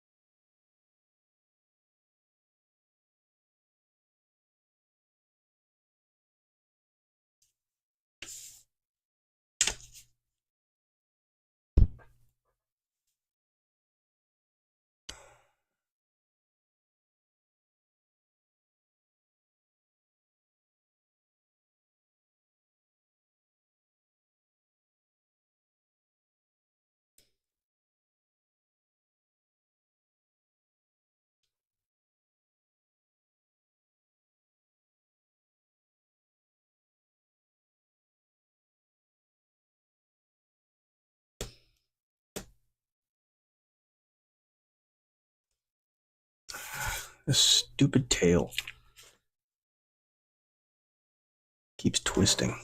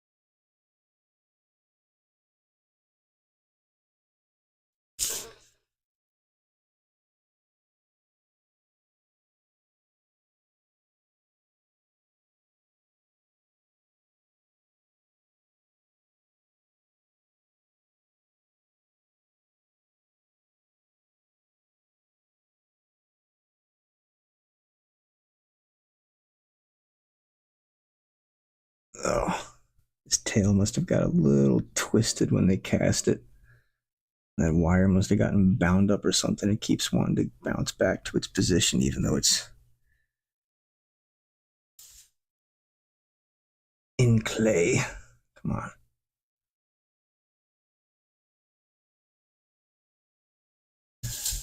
And if I don't straighten the tail, it's going to cast crooked, and then all mine are going to be crooked, and I'm going to be sad every time I look at it.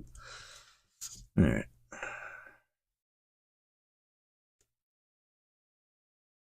I'm going to work on something other than the tail, because that's irritating me.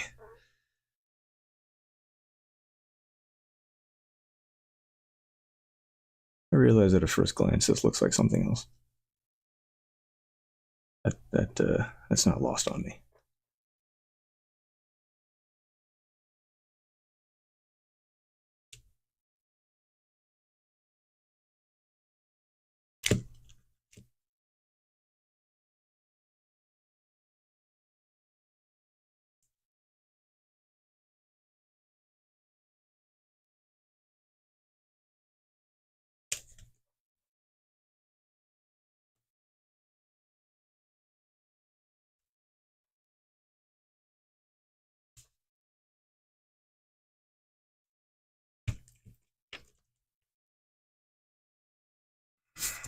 Just got to leave a 1/4 inch of space.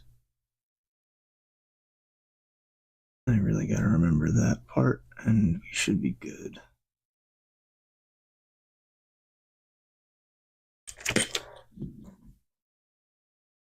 Ooh, I hear thunder.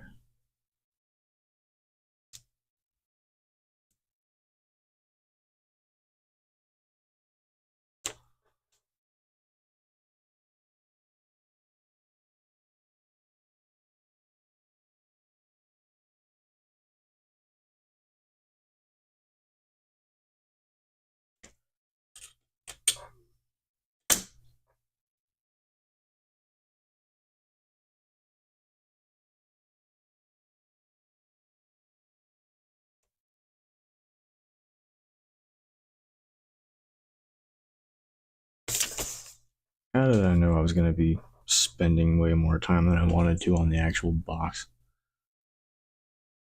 I had a hunch.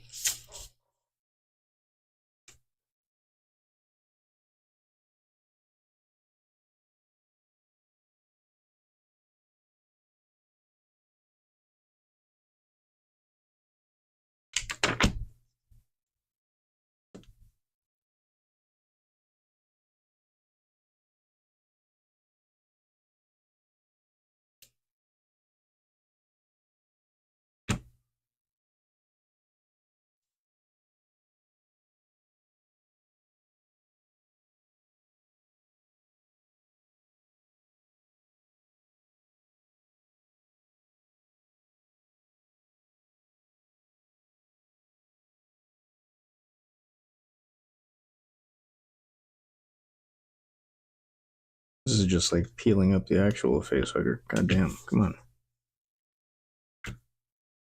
Oh, I can't be mad at it. I'm the one that put the legs down first without smoothing out the clay underneath it.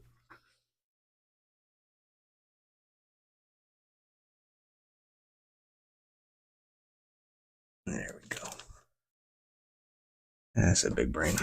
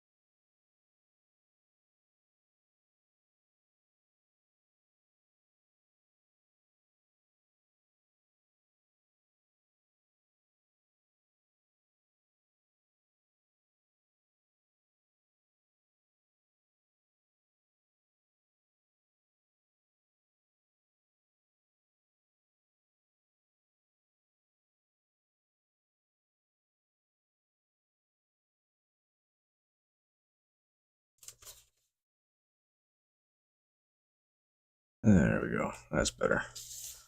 Fingers were hanging a little too loose and free. Now I can kind of pose them. Not pose them, but at least position them where I want them to cure.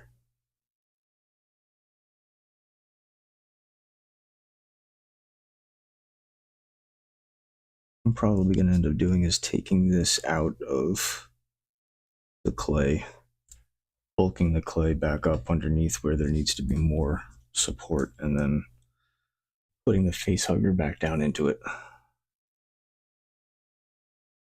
Yeah.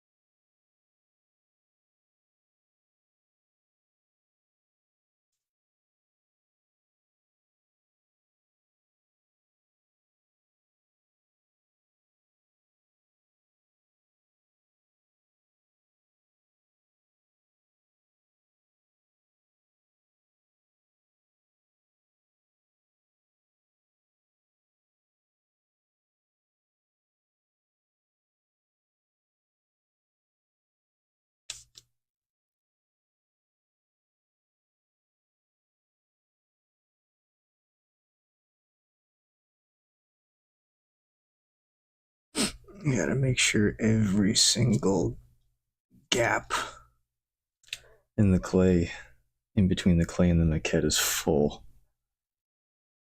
Any cavity between the clay and your piece will fill with silicone. And it's funny because I don't know that from personal experience. I've watched so many mold making videos, and I've just never actually made a mold myself. This is not what I thought my first mold would be. Definitely not. But it's pretty cool that it is. His fingers gotta get moved.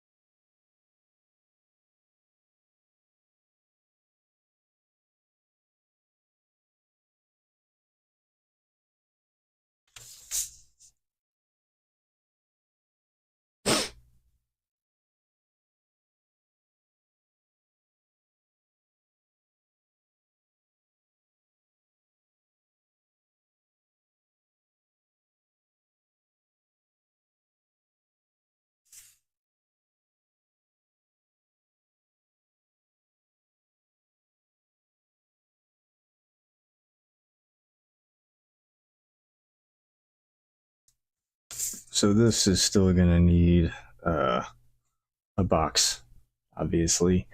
So I think in preparation for tomorrow, I'll have some monster clay melted up and poured, and I can make some sheets of monster clay, and probably just going to do it all in 1/4 inch.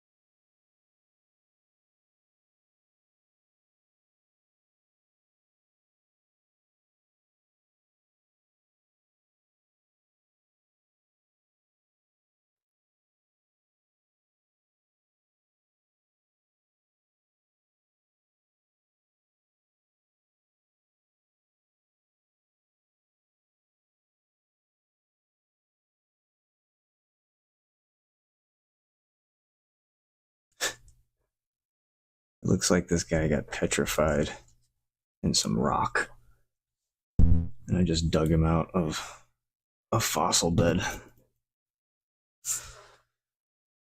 Oh, that damn tail. That damn tail. Can't believe it's doing it even in clay.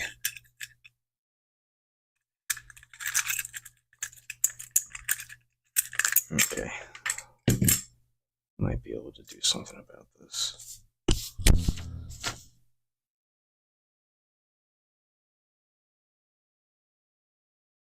I sandwich this paperclip.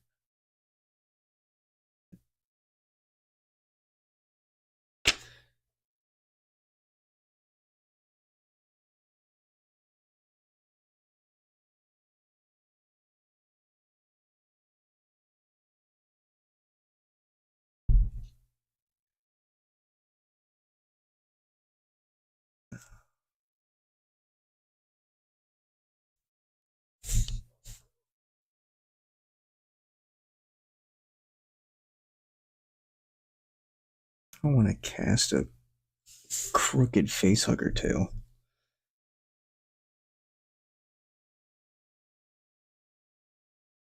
Damn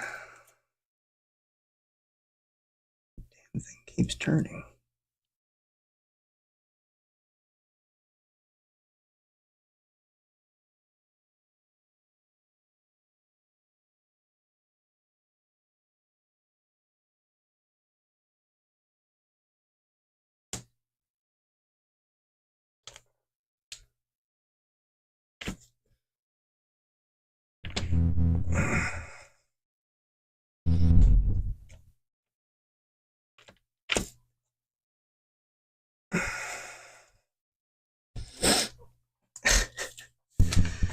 So the tail's kind of doing this as it goes, and it's not from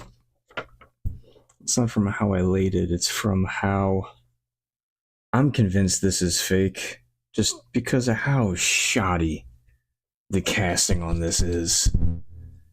It's just so careless. Like, this is what quality control would have snagged. But they didn't. It's like compared to how I've seen some of the other facehugger figures have looked with the same model. It's like, is it even the same toy? Come on, man. And it just doesn't want to turn. Stay that way.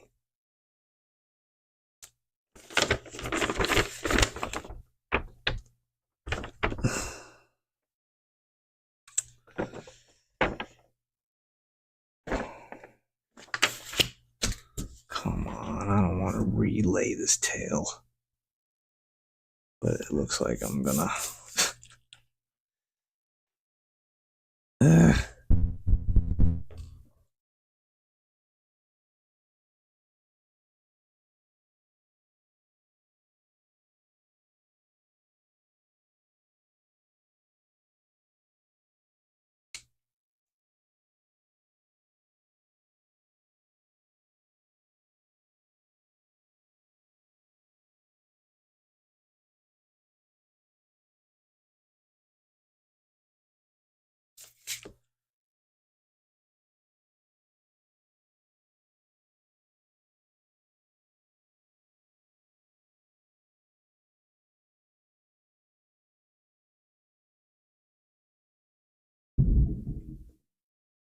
You can't tell me you didn't hear that on the mic.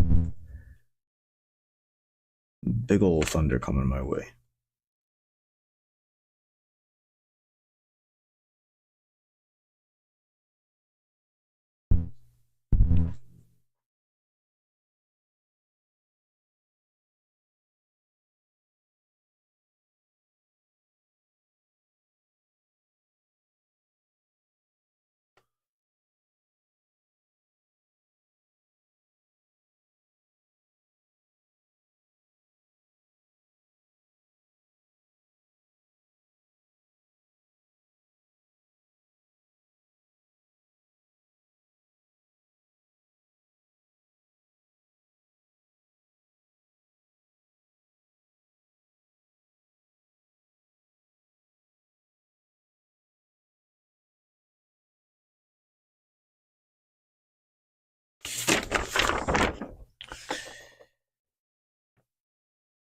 Yeah, it's just not. It's just not. It's just not.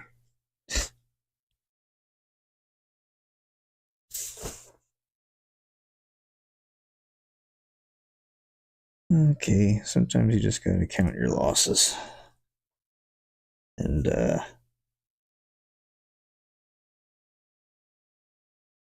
getting this tail to lay straight in this mold, I think, is gonna be a loss. Unfortunately. Be a lot cooler if it wasn't, but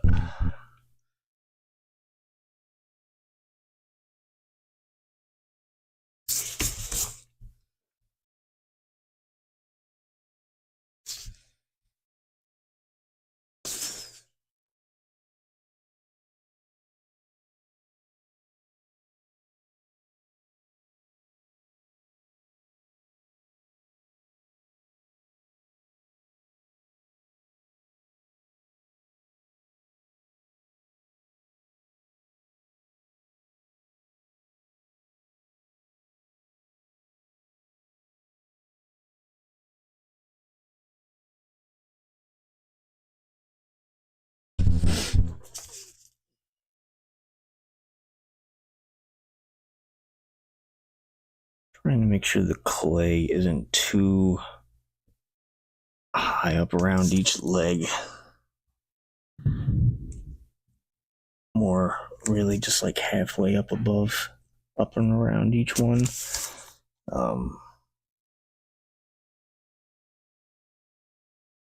Otherwise, it's just going to get closed up in silicone. I'm not going to be able to get it out. So, laying in the clay is different from being embedded in the clay.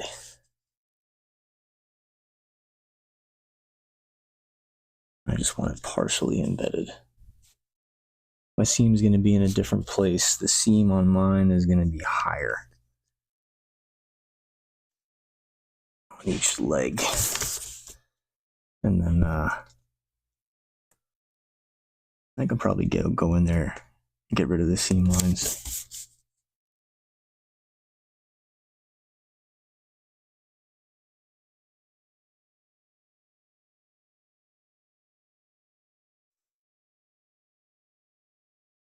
I got clay in all of the little flipping segments of the tail and on this part here. Can you use a toothbrush on isopropyl? I mean, I gotta put foam on that camera.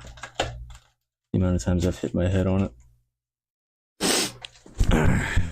Okay.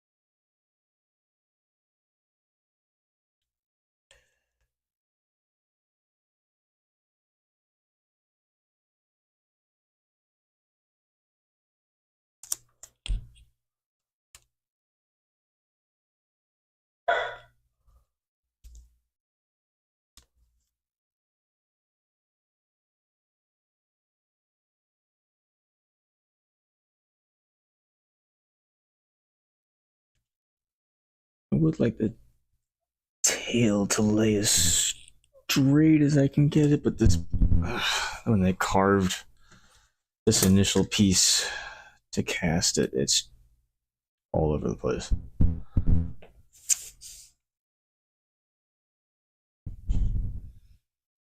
Which is, I mean, it's supposed to be organic, so biomechanical in nature somehow.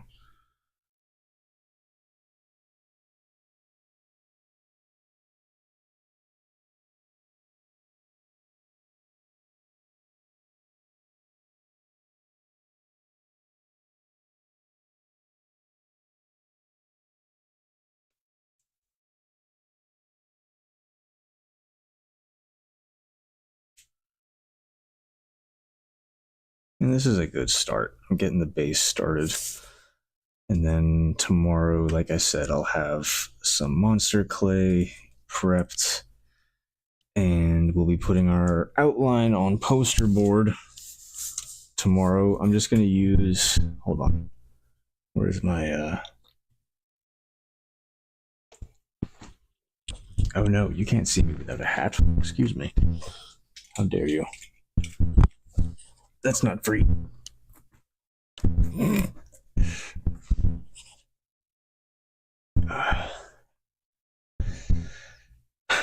Anyway, like I was saying, yes, this is a good start, I think, to the base. The only thing I need to do tomorrow, like I was saying, is I'm going to prep some monster clay. I'm going to have some melted already to work with, or even just prep some 1/4-inch slabs of the stuff.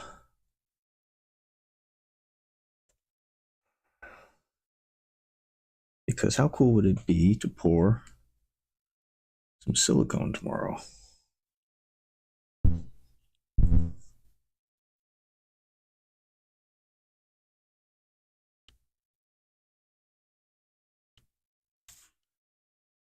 The one thing I do need to keep in mind is that September is quickly ending, and Halloween is upon us next month. And if I'm to finish the Facehugger in time, I need to have started it. At least the static prop one.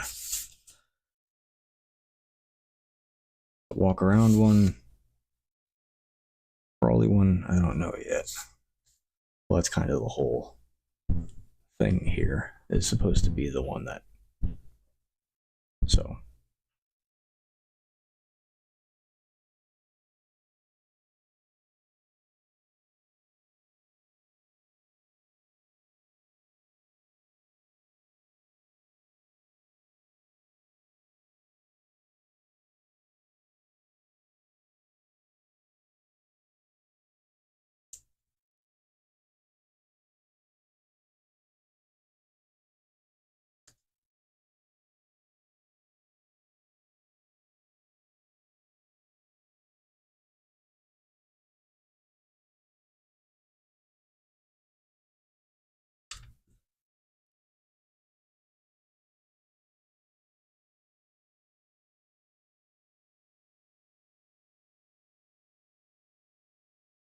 I hear rain.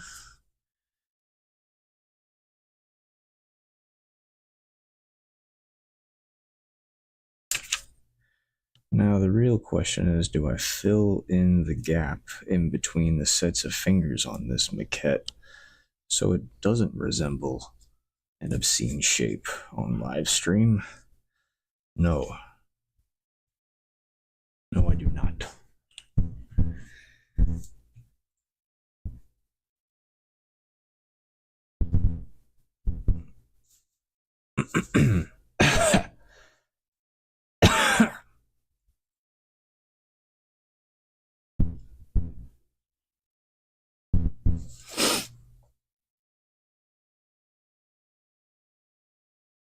But yeah,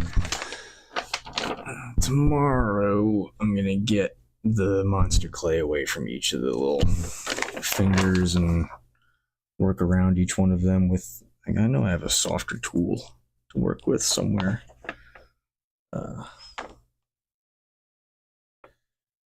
Actually, do I? That might actually be an okay. As long as there's no gaps, it'll be fine.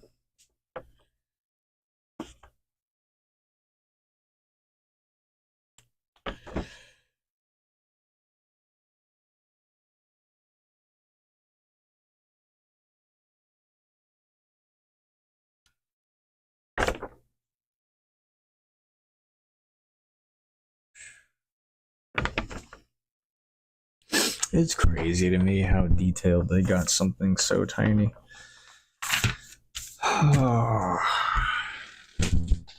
Yeah, it's not a bad start though to today. We got reference material, we got an outline started, we got a mold box started, we got dimensions kind of nailed down.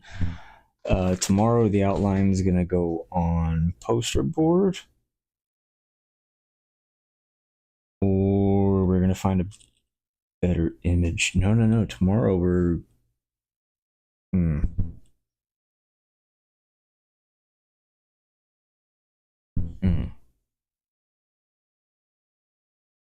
Did we decide on we're going with the maquette for scaling? We'll decide that tomorrow. So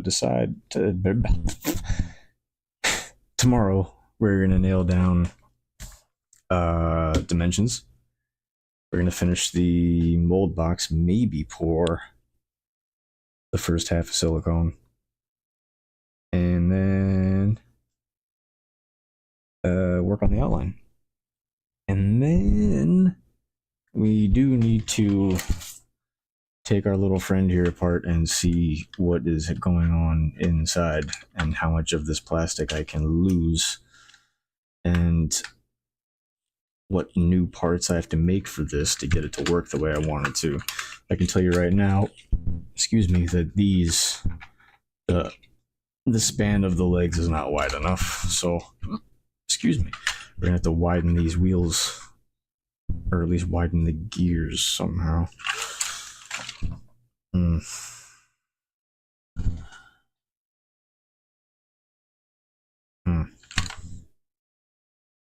Interesting.